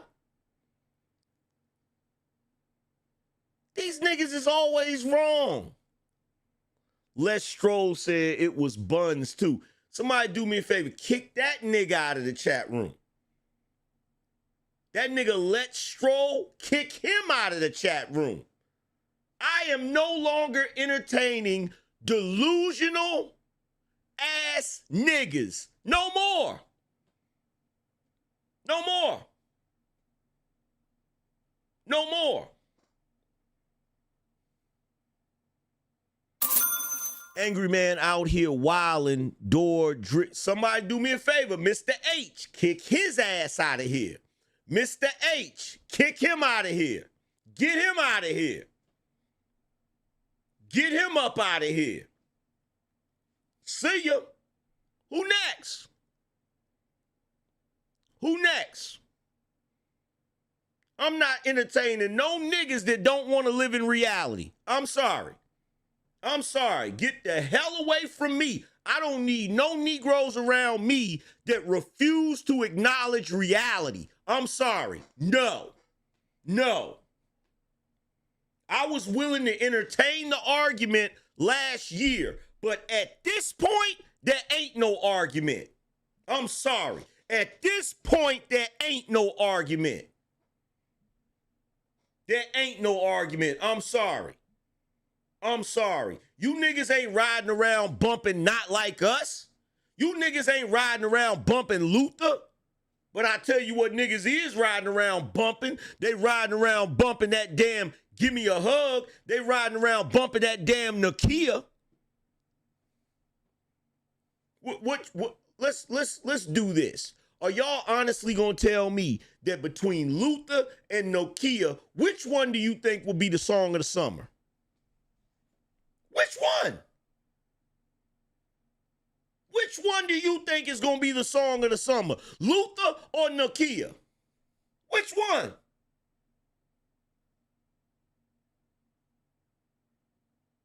Like the shit ain't even close. It's not even close. And keep in mind, these niggas dropped some sexy songs for you a week after Kendrick was at the Super Bowl. Coming off the heels of Not Like Us supposedly being the biggest song in the world. How the hell did their album do any numbers? If Kendrick is who y'all say he is, he had the biggest song of last year, Not Like Us. He performed at the Super Bowl. He dropped the album. And Drake still did numbers? How? How, Sway? I'm sorry. Drake don't got to do nothing else to make a believer out of me. He don't got to do shit else. And on top of that, he about to drop a solo album. And if that solo album, if the songs that he's been leaking is any indication of what that solo album is going to be, that's going to be the nail in the coffin.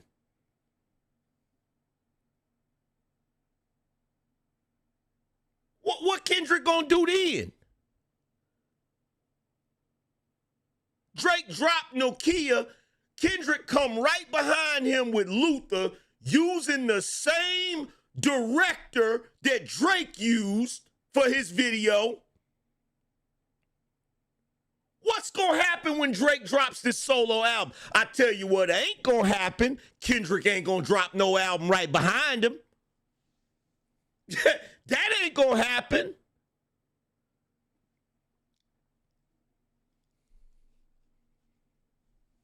Like, what are we talking about? But you got these Negroes running around here talking about but Kendrick, man, shut up, man. At this point, shut the hell up. Nobody want to hear nothing about no Kendrick. Nothing. Nobody want to hear that bullshit. That little spell lasted for a brief moment, but it wore off. You go look on TikTok. That shit wore off.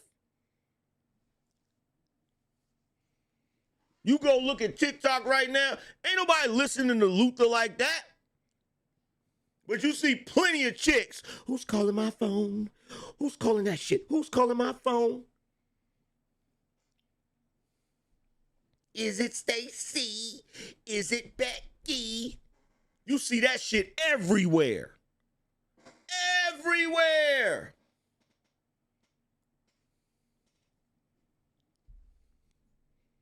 Nigga, come over here talking that goofy ass shit. Oh my God, I'm so sick of niggas. I'm so sick and tired of niggas.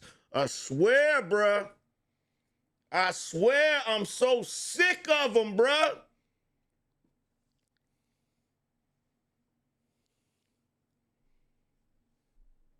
I have no doubt in my mind the reason why black folk can't progress is because of them niggas.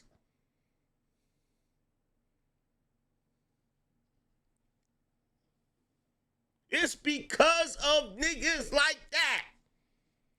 Them niggas that keep running around here talking about Kendrick won. Them niggas.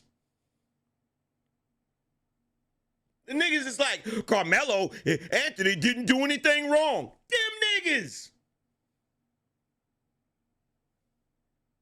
Why would old girl lie about being kidnapped?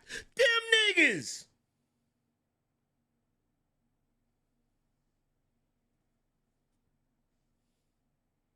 Oh, unspoken Negro contract, Negro spiritual, chitlin eating. Don't ever put your hands on a woman. I'ma always love my mama. Tap dancing, cornbread eating, goofy ass niggas.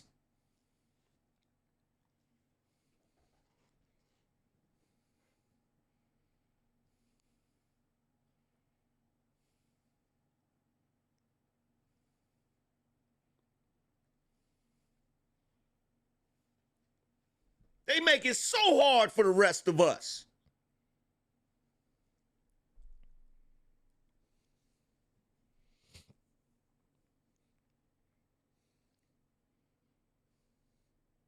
Always pro-black when it's time to defend the ignorance of the hood, but never pro-black when it's time to fix the ignorance of the hood. I'm going to say it again. Always pro-black when it's time to defend the ignorance of the hood, but never pro-black when it's time to fix the ignorance of the hood.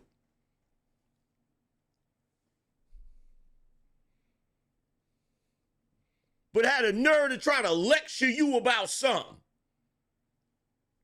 Nigga, don't lecture me about shit, Negro. I'm good. I'm good. I don't live in the hood with the rest of you niggas and all your foolishness. I ain't dodging bullets, worrying about people stealing my shit.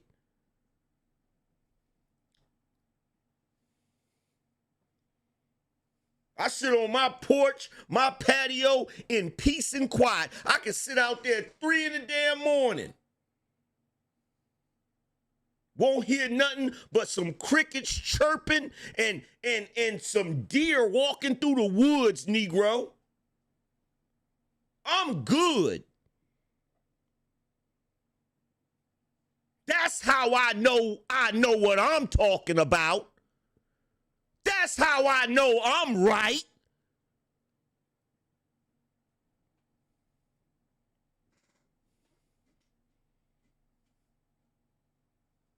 Because my movements, my action, my thoughts got me to where the fuck I'm at.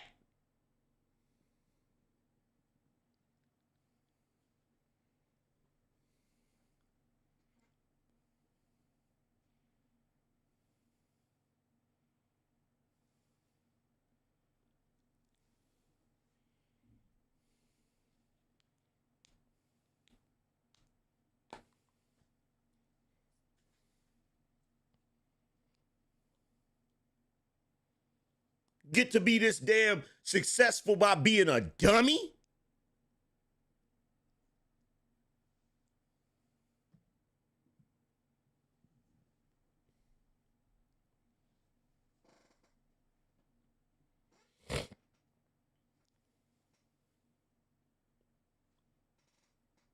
But it's always some nigga in a lower position than you trying to lecture you about the world. Have y'all noticed that? It'll always be a nigga that's in a worse position than you trying to lecture you about what you need to do. How a nigga think he can live your life better than he can live his own life? I'm going to say that again. How do a nigga think he can live your life better than he live his own life?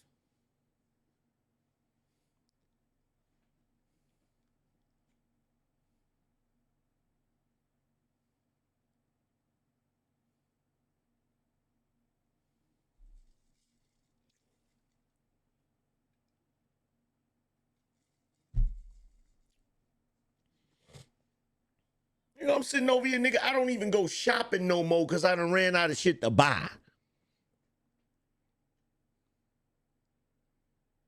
I went from being in a broke, struggling position to where I couldn't barely get anything except the bare necessities.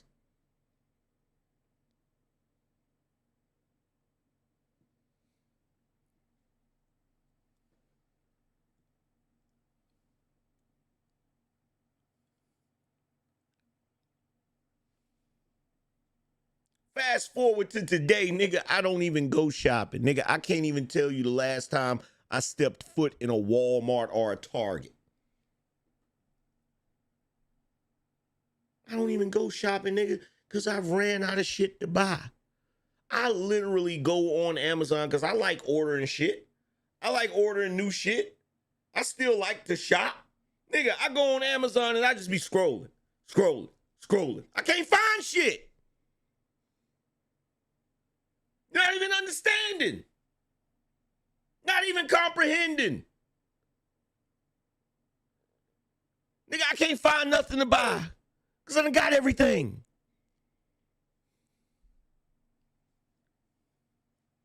So I just be scrolling. Just be scrolling. Finally get tired of scrolling. Then I go watch Netflix or some shit. Or look at TikTok.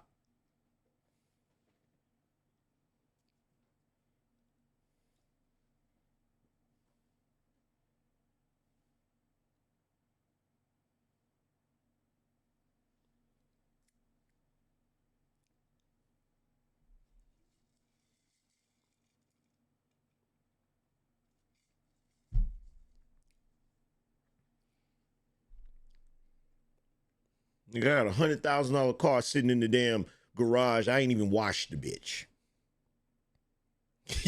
You know how some nigga, you know how a nigga get the car they dreams? They be out there washing that shit every day. They be out there buffing that shit down. My car is sitting in the garage right now with pollen on it and some more shit. Ain't even washed the motherfucker.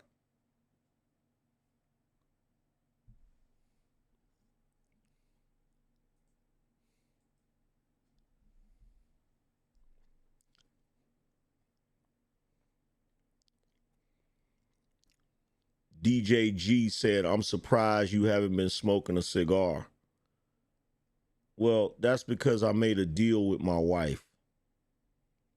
My wife doesn't like the smoke.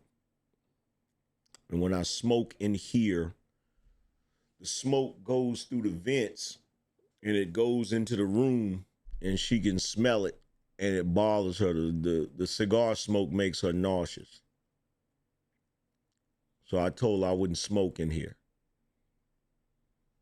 So now I just smoke on the patio.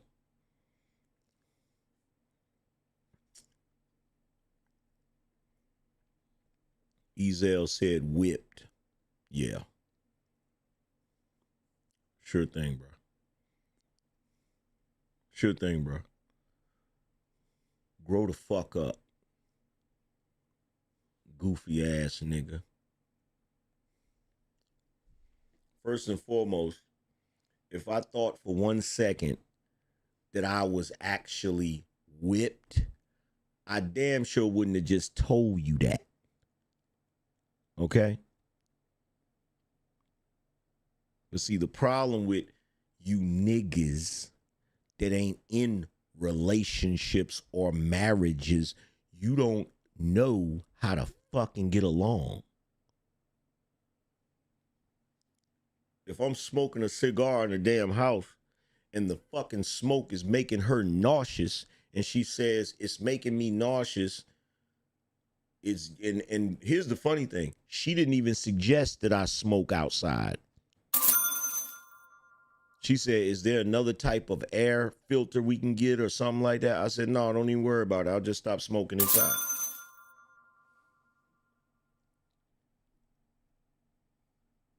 Fuck, nigga.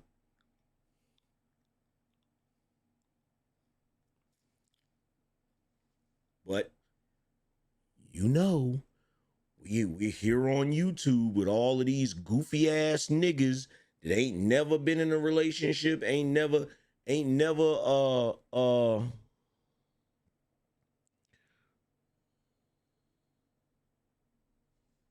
literature says Angryman is using the N-word a lot. Is that how he views himself? I certainly do. Now somebody kick his bitch ass out of my chat room.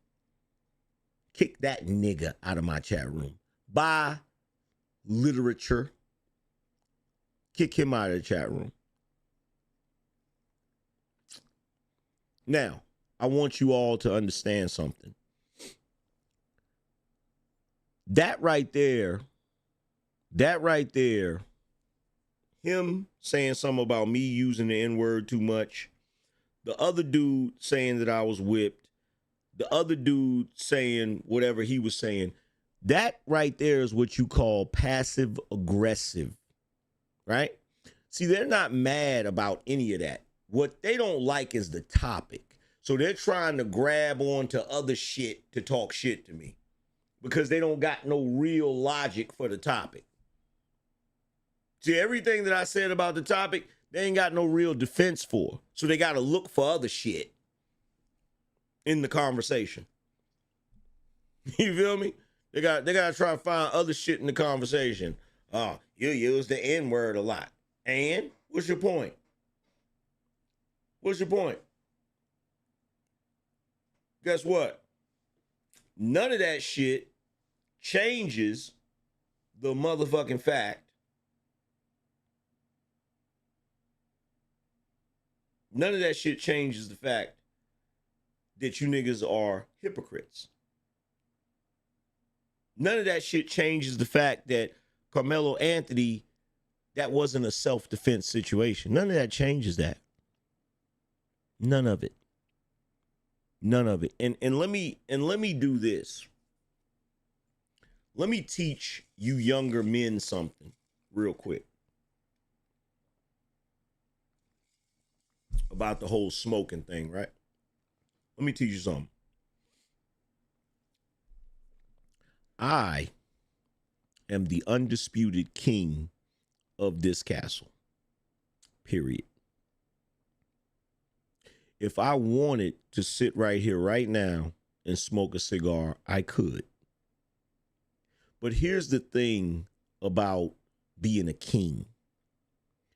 Just because you can do something don't mean you're gonna do it. Okay? The true test of a man is not when he's in a position when he can't do something. It's when he's in the position that he can do it and chooses not to. But you ain't gonna understand that because you ain't never been in no position where you could do whatever the fuck you want, whenever the fuck you want, however the fuck you want.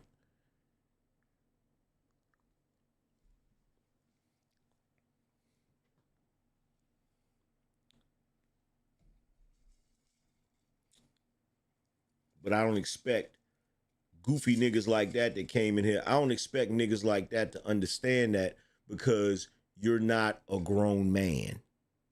You're not a grown man.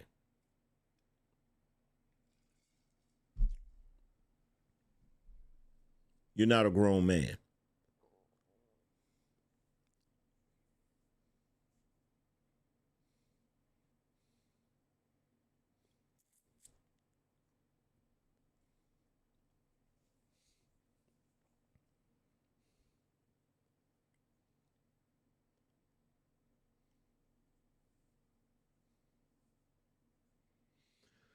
QD exec said, as a cigar smoker, I can say that that the smoke is thick and lingers for days when you smoke in the house, especially the 660 gauge that AM smokes. Yeah, the cigar I smoke is serious.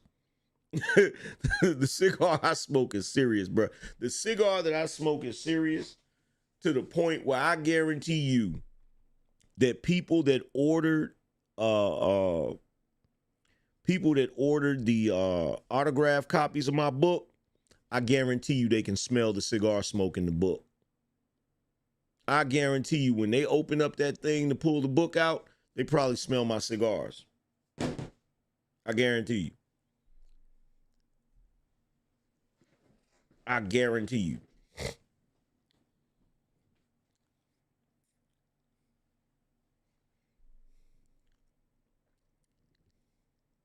King Sigma said, my book smell like it. I told you. He said, so that's an extra signature then. Yeah. Megan said, I didn't know you have a book. Yeah, I got a book. Yeah, I got a book. In fact, I sent off 3 books today. I sent off 3 books this morning. And by the way, anybody, the 3 books that I sent off today, you guys got a little special treat in your book. You get a Angryman keychain. You get a little Angryman keychain.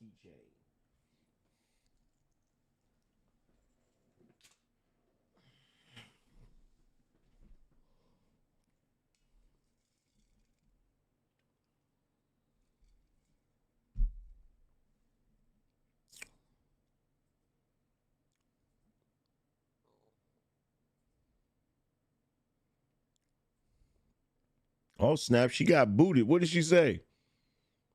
What did she say that got her kicked out?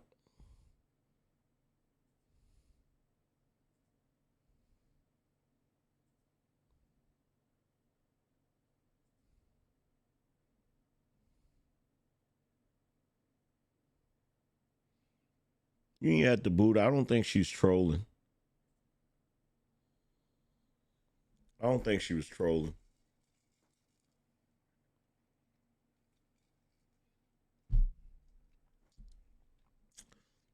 Yo, shout out to Nick.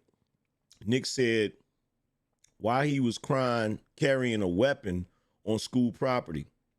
I believe Carmelo, just another Carlton Banks from Bel Air, tried being a square, wanted to be bad.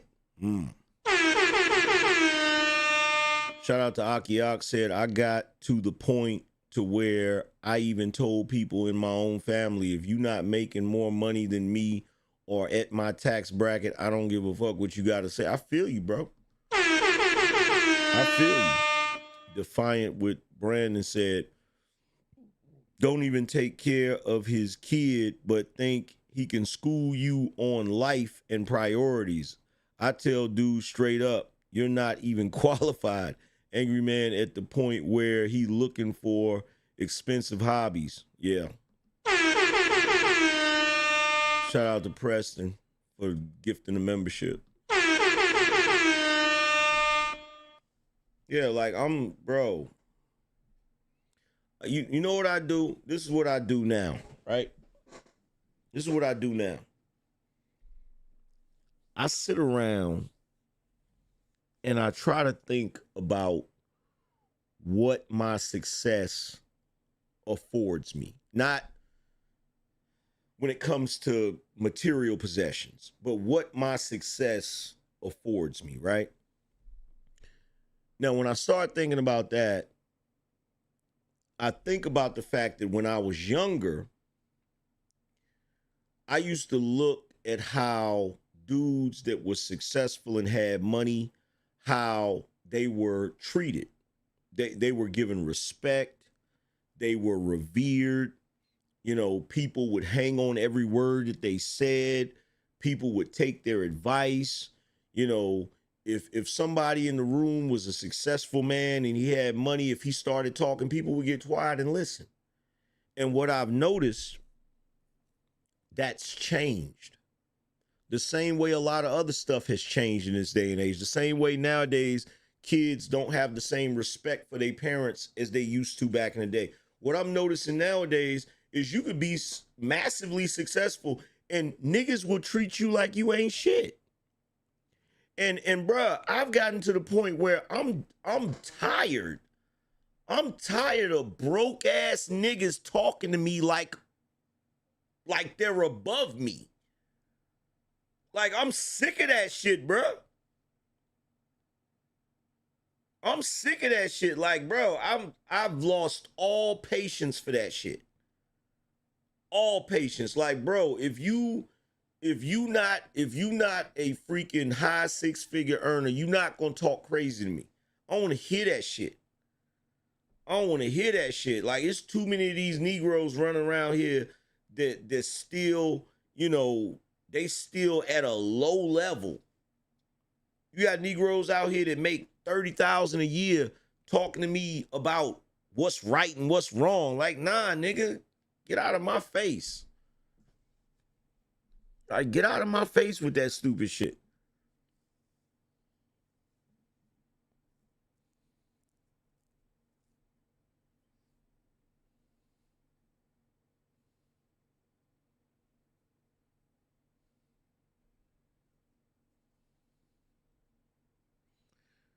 Grav said, can't stand a motherfucker that wants to give me advice and don't even have $1,000 for an emergency. Facts. Facts.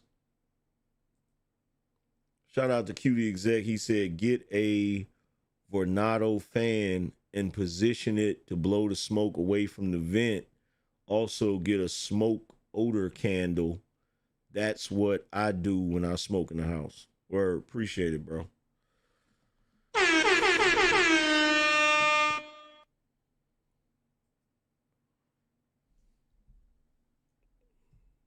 At the end of the day, I'm cool smoking on the patio. You feel what I'm saying? I was meaning to cut back anyway.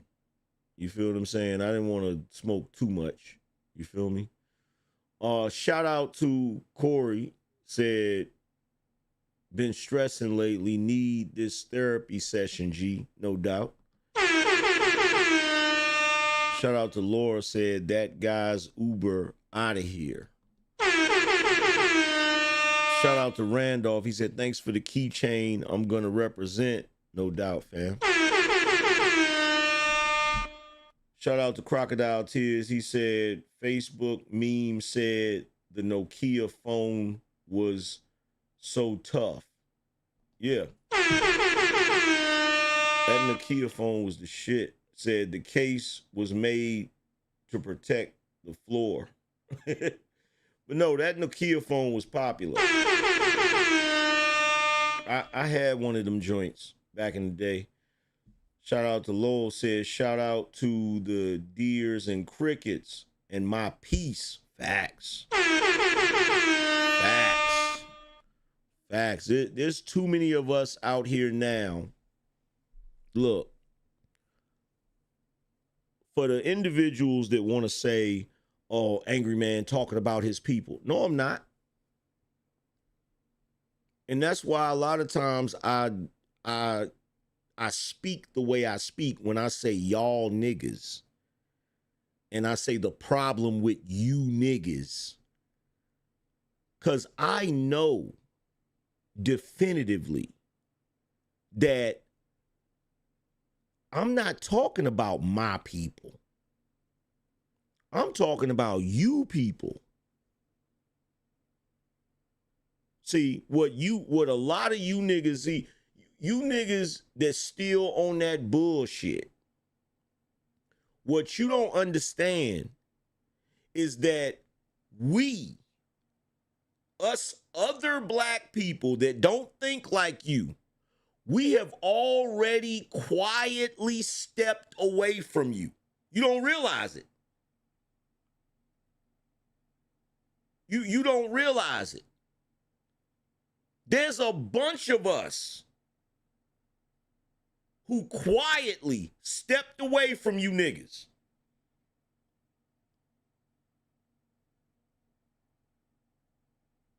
And none of your shaming, guilting, none of that bullshit is going to work. Because those of us that stepped away, we have the results. You don't. You're still caught in that cycle. You're still caught in that damn loop. And you think you know every damn thing, and you don't know shit. You don't know nothing. In fact, you're so oblivious that you still think we're all the same. No, we've created a class separation. We've created a class separation. You can see it all over TikTok. I'm gonna show you. I'm gonna show you real quick. Hold on, let me pull this up.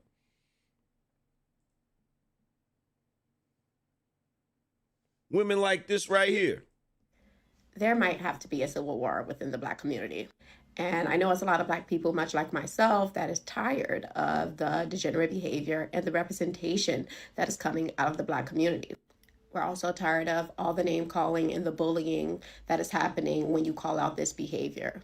And the reason why I'm saying this is because I know that a lot of people don't approve of the disgusting behavior that is coming out of the Black community, but a lot more people need to speak up and stand with the people that are trying to do something about it. We've been struggling with these issues for far too long in our community, and it's about time we just stop blaming the system and just do something about it, no matter who's at fault. And honestly, I think a lot of people are just scared to actually take control of their life because they're scared they actually might be successful and they won't have any excuses anymore. And a lot more people need to speak up so we can change the narrative about how people see the Black community, because this world is changing and Black people are being left behind.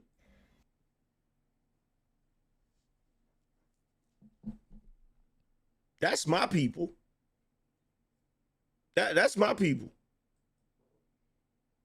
That's my people. People with common sense. People with common sense. That's my people. See, this is your people. A nigga ain't never asked me what I bring to the table. I think they be knowing who to play with. And that's y'all. That's your people. Oh. A nigga ain't never asked me what I bring to the table. I think they be knowing who to play with. And that's... I think they be knowing who to play with. I think they know who to play with. That's you. That's you niggas. See, you niggas are defend this. I'm not. I'm not defending that. I'm not defending that in no way, shape, or form. No way, shape, or form.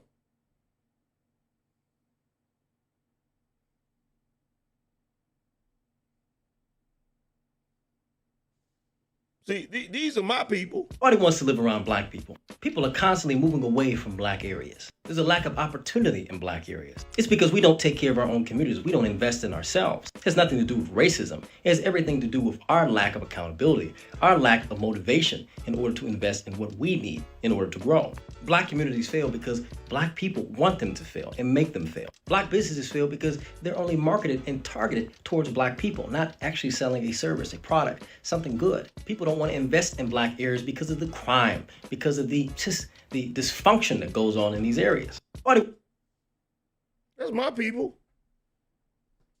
That's my people. There are countless Black people.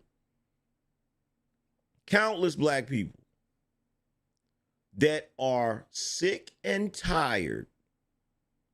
They are sick and tired of Negroes. And check this out. It don't mean that we don't like certain parts of the culture. It don't mean we no longer like jazz, or we no longer like hip hop, or we no longer like R&B. We still laugh at Friday. We still laugh at Martin. We still watch reruns of Fresh Prince. We have just decided we are not gonna let you Negroes pull us into your new age bullshit.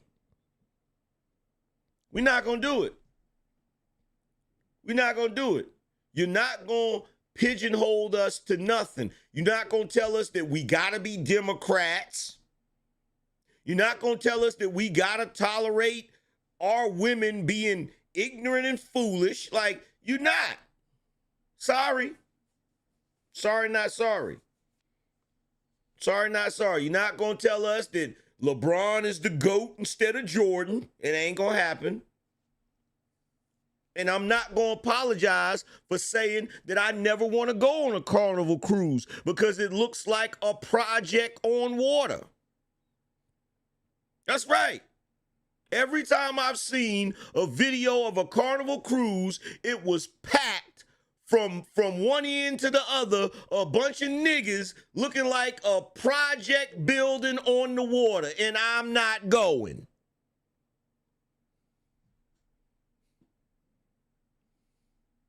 You can dislike it. You can talk about it all you want. I don't give a shit. I said what I said. And I feel how I feel.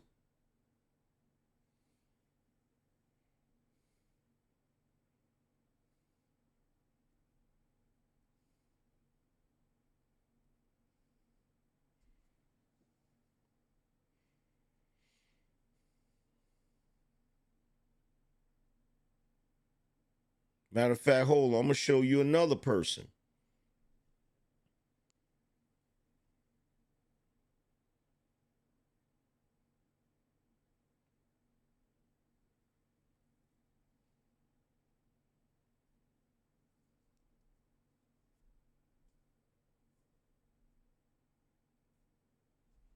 And look, it ain't just us average everyday people.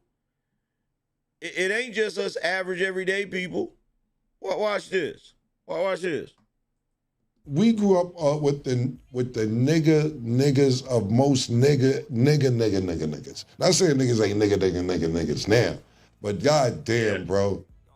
You know what we literally crawled out of boiling pot to get out of here. Like literally, like, oh Larry, I'm burning. Like, yeah, like nigga, you don't go back. You come by and say hello and help out who you can get out of there, but you don't go back in there. Fam, I live in several different neighborhoods that's very, very nice throughout the country. Thank God I'm in a great position. Swear to God, I can't be more thankful for the life that I have.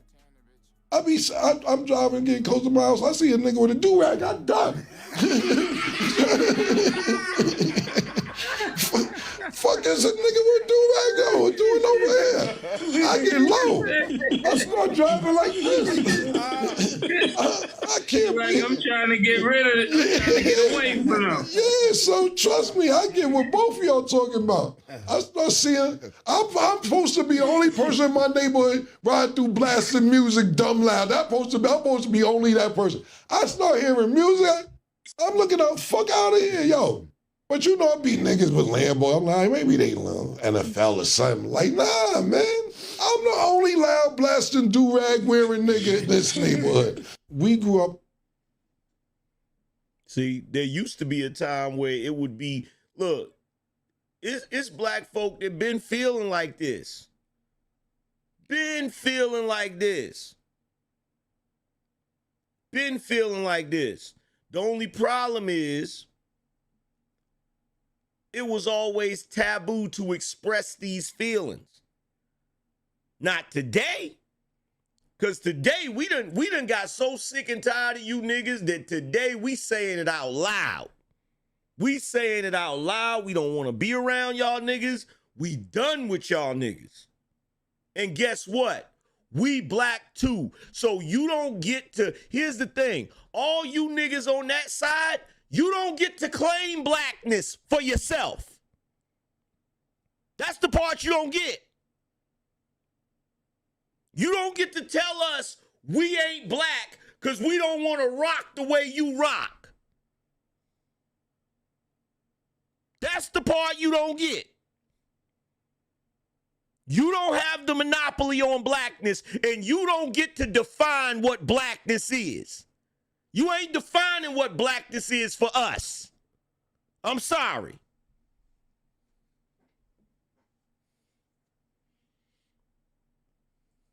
The first thing black people do when they don't get a shot is yell racism. You know, it ain't always racism. Like you said, Mo, sometimes you just don't want to be around niggas. I know I definitely don't want to be around niggas, so I concur. You know what I'm saying? I'm not even in denial about it. Some people are in denial about it. I 100% emphatically, most earnestly don't want to be around niggas. You know what I'm saying? Like, I'll be around Killer. Killer's my nigga, but I'm not the guy, you know. I don't like the nigga behavior. You gotta watch where your clothes are. You gotta watch if all your watches is in the bag. You gotta watch it. If your jewelry is still in the safe, you know what I'm saying? I don't have time to be looking over my shoulder for everything and doing everything for everybody. And then the moment one thing go wrong, it's like you did none of the 99 things you just did, you know? I don't Did you hear what he said? He said, I don't got time to be helping everybody. And then the moment one thing go wrong, it's like they ignore the 99 other things that you did for them. Like real shit. have time for it. Killer reminded me one time. He said, yo, I said, yo, Killer, won't we get together and work on some artist music or something? Killer said, I don't got time. Yeah, I don't deal with rappers. The nigga rent, his mother bills, his auntie, just had a baby. I was like, bro, I'm supposed to be helping with music. That's a fact. Yeah, Not your niece and your grandmother. Come on, man. Yeah, I told Murder, I said, yo, if It's way too dangerous for way too little bit of money.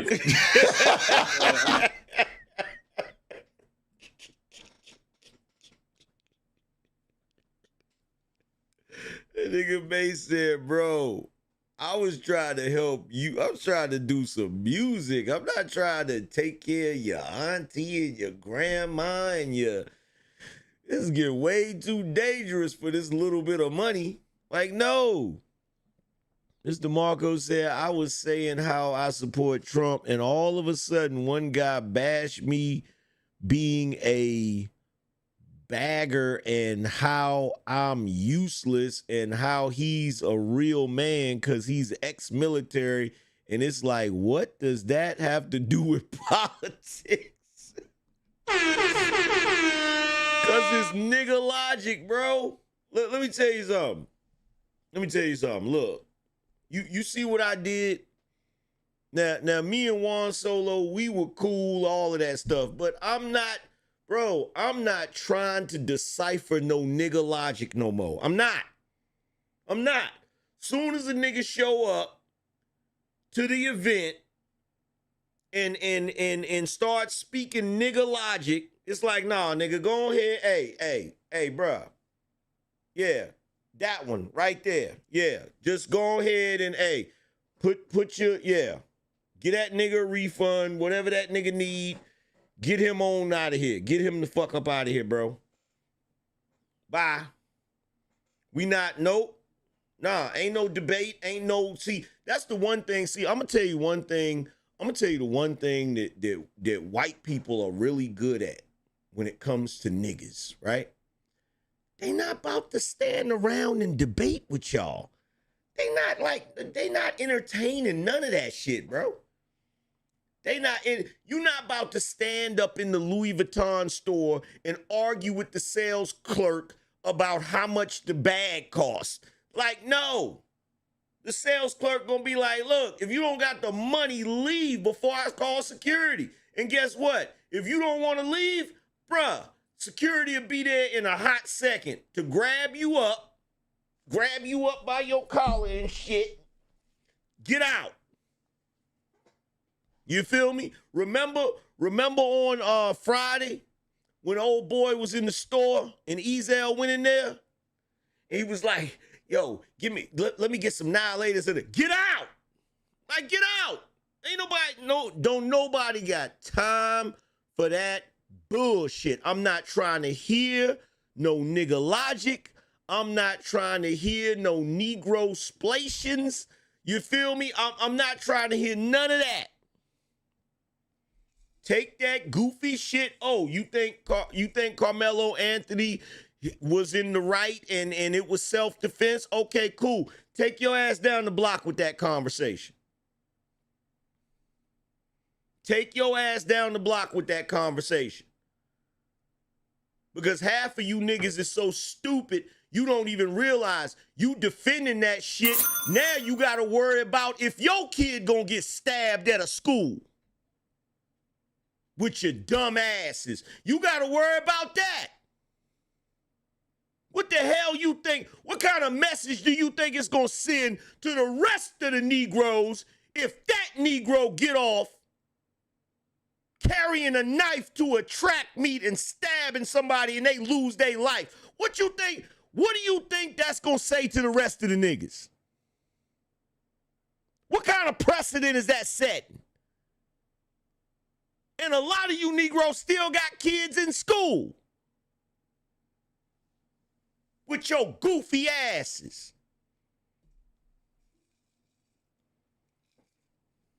But then if something happened to your kid, you're gonna be all over social media crying about it.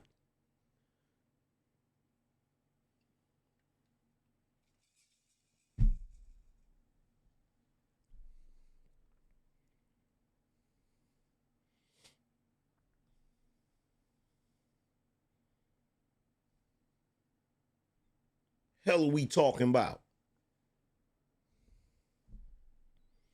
Yo, if you just coming in here, hit the Cash App and support the show, man. We need a sponsor on the Cash App side of the game.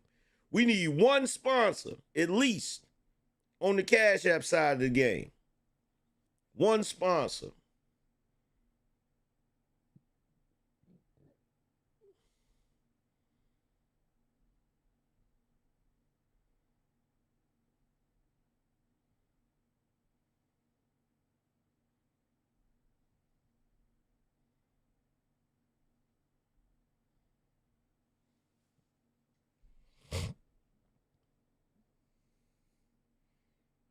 Yeah, but like I said, we not the only ones, trust me. We not the only ones. There's a whole lot of, I be seeing them all over. I be seeing them all over social media. There's a whole lot of black folks that's just tired, bro. We tired and we not entertaining the bullshit. We not entertaining the bullshit.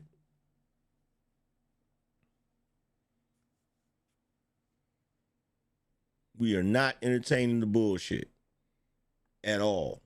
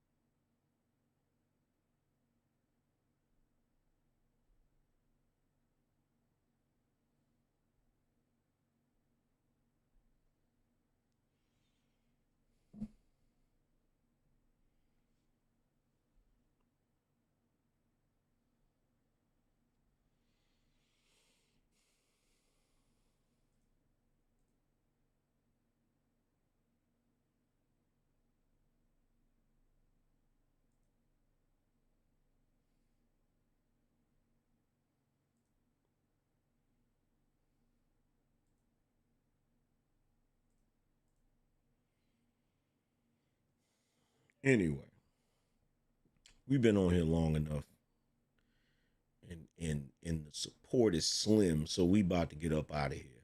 I done ranted enough.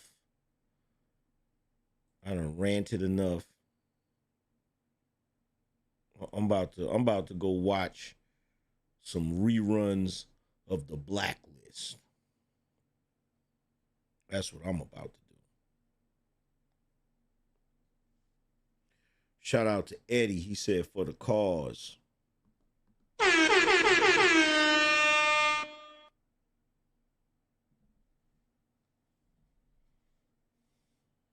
There we go. Shout out to, oh, there we go right there. That's what I'm talking about. That's what I'm talking about, man. Shout out to James.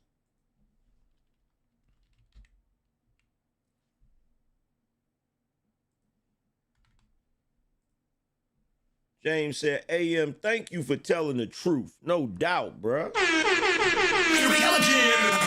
$100 boss up. Going down. Stack and match up.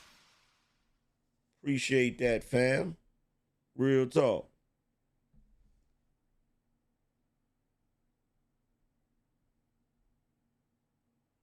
Yeah, you look all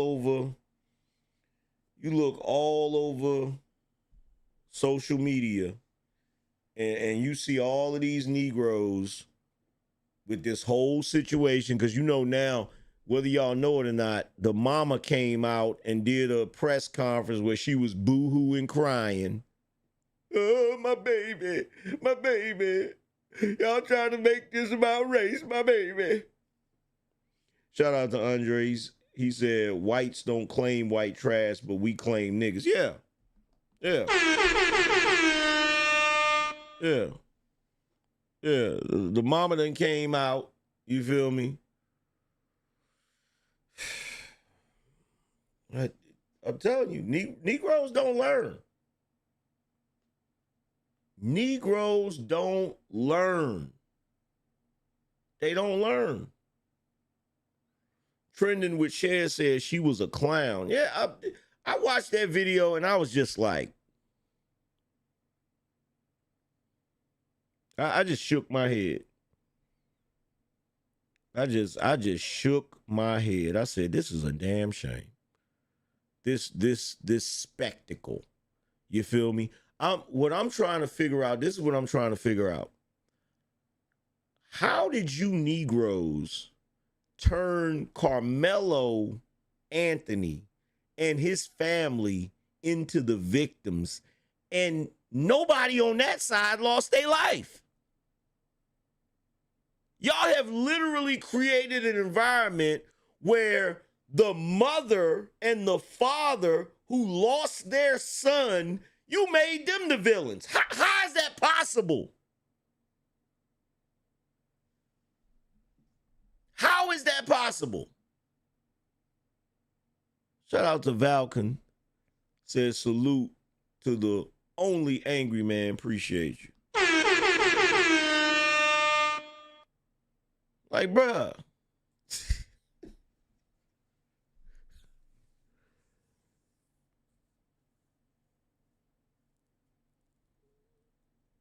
And I saw that too. You got Negroes running around trying to lie and say, oh, they didn't use the GoFundMe as a come up. Shit, I can't tell. I can't tell. From what I saw, it damn sure looked like they used the GoFundMe as a come up. From what I saw.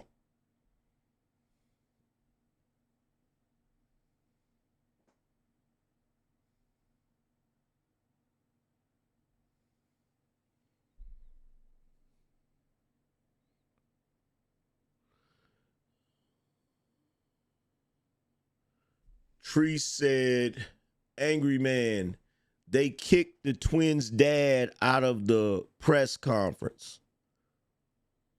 Did they? I got a question for you, Treese.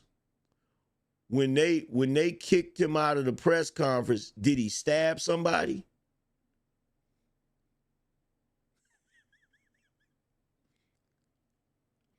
Because, you know, when Carmelo got kicked out of the tent, he was justified in stabbing somebody. So I'm just wondering.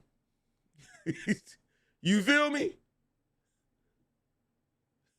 Megan said he was dignified. Oh, so you mean to tell me they asked the father of the victim to leave the press conference and he just left?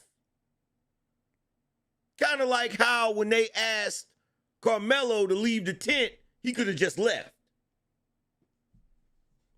You can't make this shit up, bro. And what I'm trying to figure out is why would he have to leave the press conference? His son didn't delete anybody. Like, bruh. Shout out to Mayo Monkey. He said, let logic and reason rule the day. Salute.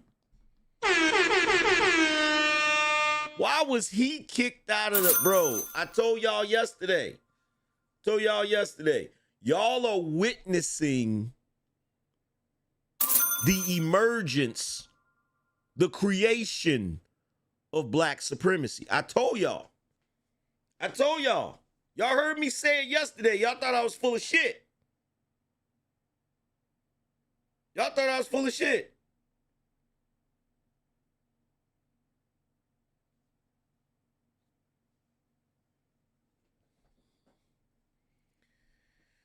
That's what y'all that's what y'all are witnessing. That's what y'all looking at. Yeah, in real time. In real time. Christopher said black supremacy baloney. Oh, really? Well, let me ask you a question, Christopher. If a white guy went to a tent where there was a bunch of black people under the tent, the black people under the tent asked the white guy to leave. He doesn't want to leave. The white guy tells them, put your hands on me and watch what happens. And then the white guy stabs one of the black guys, and the black guy loses his life. And then the black guy that lost his life, his mother and father are treated like they're the problem, and the boy that lost his life gets demonized. And then when the white guy goes to court, a white female judge reduces his bond. Would you consider that white supremacy? Would you consider that white supremacy?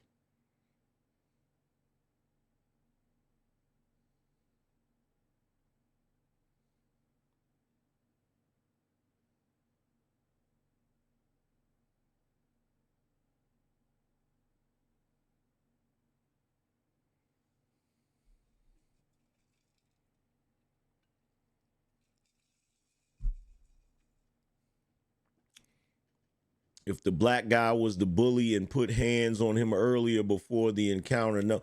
Look, somebody do me a favor. Christopher Kirkpatrick, kick his ass out of here because he's full of shit.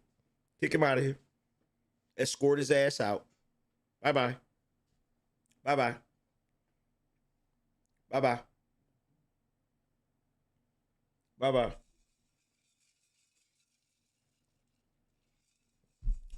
So you don't want to answer the question honestly.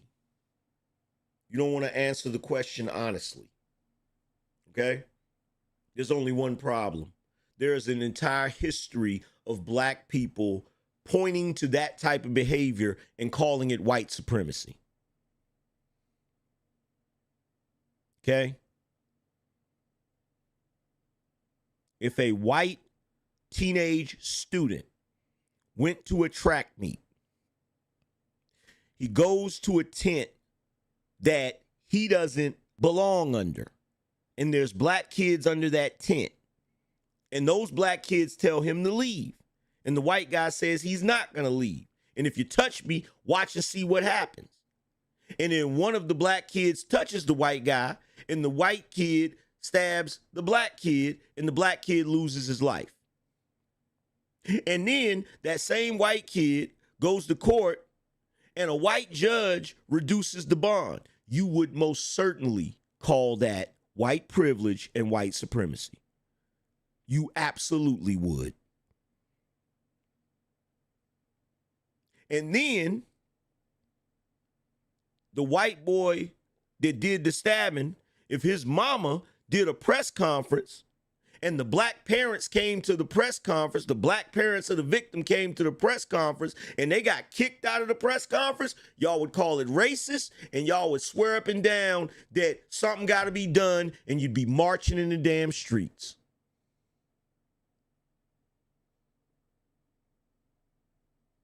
So shut the fuck up lying.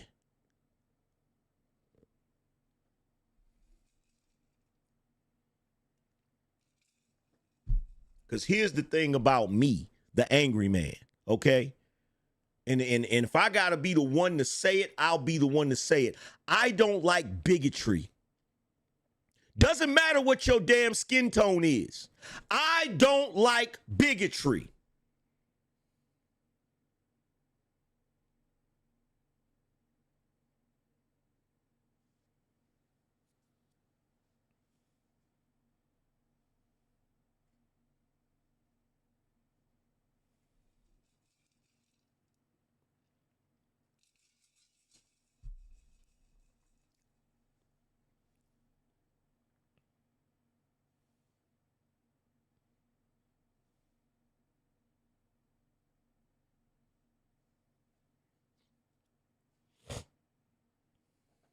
I don't like no form of that shit.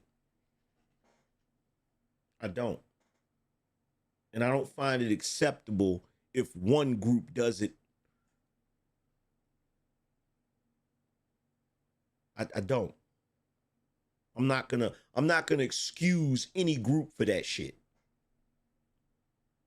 I'm not gonna look at black people and say, oh, well, you get to be racist and bigoted because of slavery. I'm not gonna do that. Because if your excuse for being bigoted and being racist is that at one point your people were enslaved and oppressed, then guess what? Everybody on the planet can have that excuse. Everybody on the planet can have that excuse. And who knows? Maybe it's because of my unique genetics.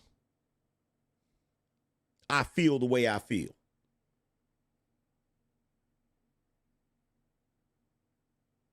I have not only black blood in me, I have Scotch Irish blood in me, I even have a little bit of Jewish blood in me. So no, I don't like no type of bigotry, prejudice, or any of that bullshit. And it doesn't matter where it's coming from. It don't matter if it's white people doing it, black people doing it, Asian people doing it, Middle Eastern people doing it, Latin people. I don't care who it is doing it. I don't like it. I don't like it. And I'm not going to make an excuse for you when you do it just because you're black. I'm not going to do that. I'm not going to do that.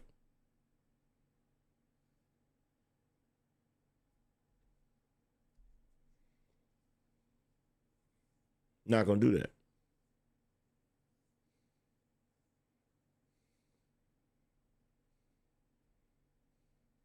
But see, I'm starting to realize that some of you think because you're black, you get to be bigoted.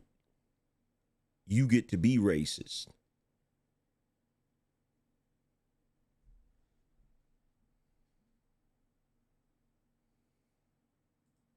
And you don't.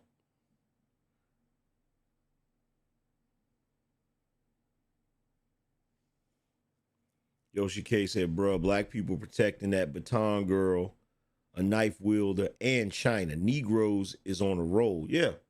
Yeah. Yeah. That's the other thing. They was defending that girl, trying to pretend like, oh, she didn't hit that girl in the head on purpose. Yes, she did. She absolutely did. And that was another incident where they took the aggressor and turned him into the victim. It's like, what about the girl that got hit in the head? What about the girl that got the concussion? But see, they didn't dive too much into that topic because it was black on black. They didn't go too hard about that topic. She talking about some the baton got stuck and I was trying to. No, we saw it from the other angle. You purposely swung and hit that girl in her head. We saw it. We saw it. We saw it.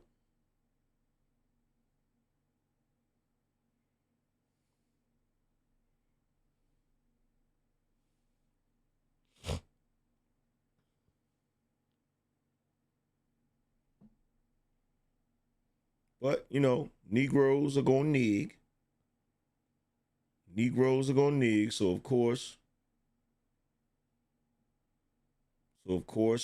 they're going to run around here and talk about how, oh, the mama's speaking out now. And she feels like she's, in trouble and you feel like the family ain't safe and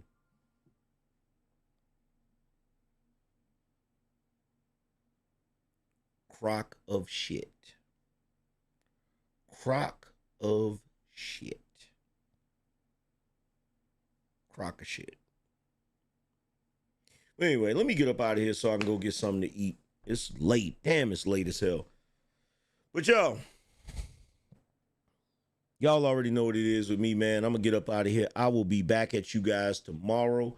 So be on the lookout for me. Salute to everybody that came through. Salute to the sponsors of the show. I definitely appreciate you guys. Shout out to Cali Bills. Shout out to James. I appreciate y'all for being sponsors. All of that good stuff. You feel me? Shout out to Trending with Sharice. I think that's Sharice. Yeah, that's Sharice. Shout out to Trending with Sharice. Appreciate the membership. But yo, we about to get up out of here, man. Make sure you guys go check out my book available on Amazon. The Angryman Standard. All you have to do is go to Amazon, type The Angryman Standard in the search bar, and it will come up. Also, if you want to check out the merchandise, we actually got some new merch. I actually threw, I think, 4 new designs up there, 4 or 5 new designs up there. Go check them out when you guys get a chance. All you have to do is go to shopBinoNation.com. Again, shopBinoNation.com. Let's see. Give me 1 second. So we got is that a fake Hassan Campbell in the chat room? Yep. It's a fake Hassan Campbell in the chat room talking about shout me out. Somebody do me a favor, kick him out.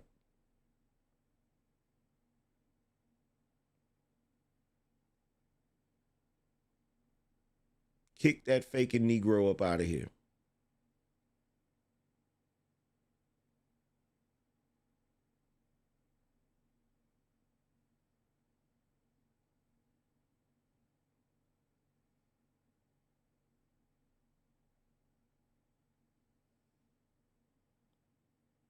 Is nobody gonna kick him out of here? What's going on? Thank you. Jesus Christ. But yo, like I said, man, if you guys want to check out the new merchandise, all you have to do is go to shopBinoNation.com. Again, that's shopBinoNation.com. But other than that, man, salute to y'all. We gonna get up out of here. I'ma holler at y'all later. Deuces.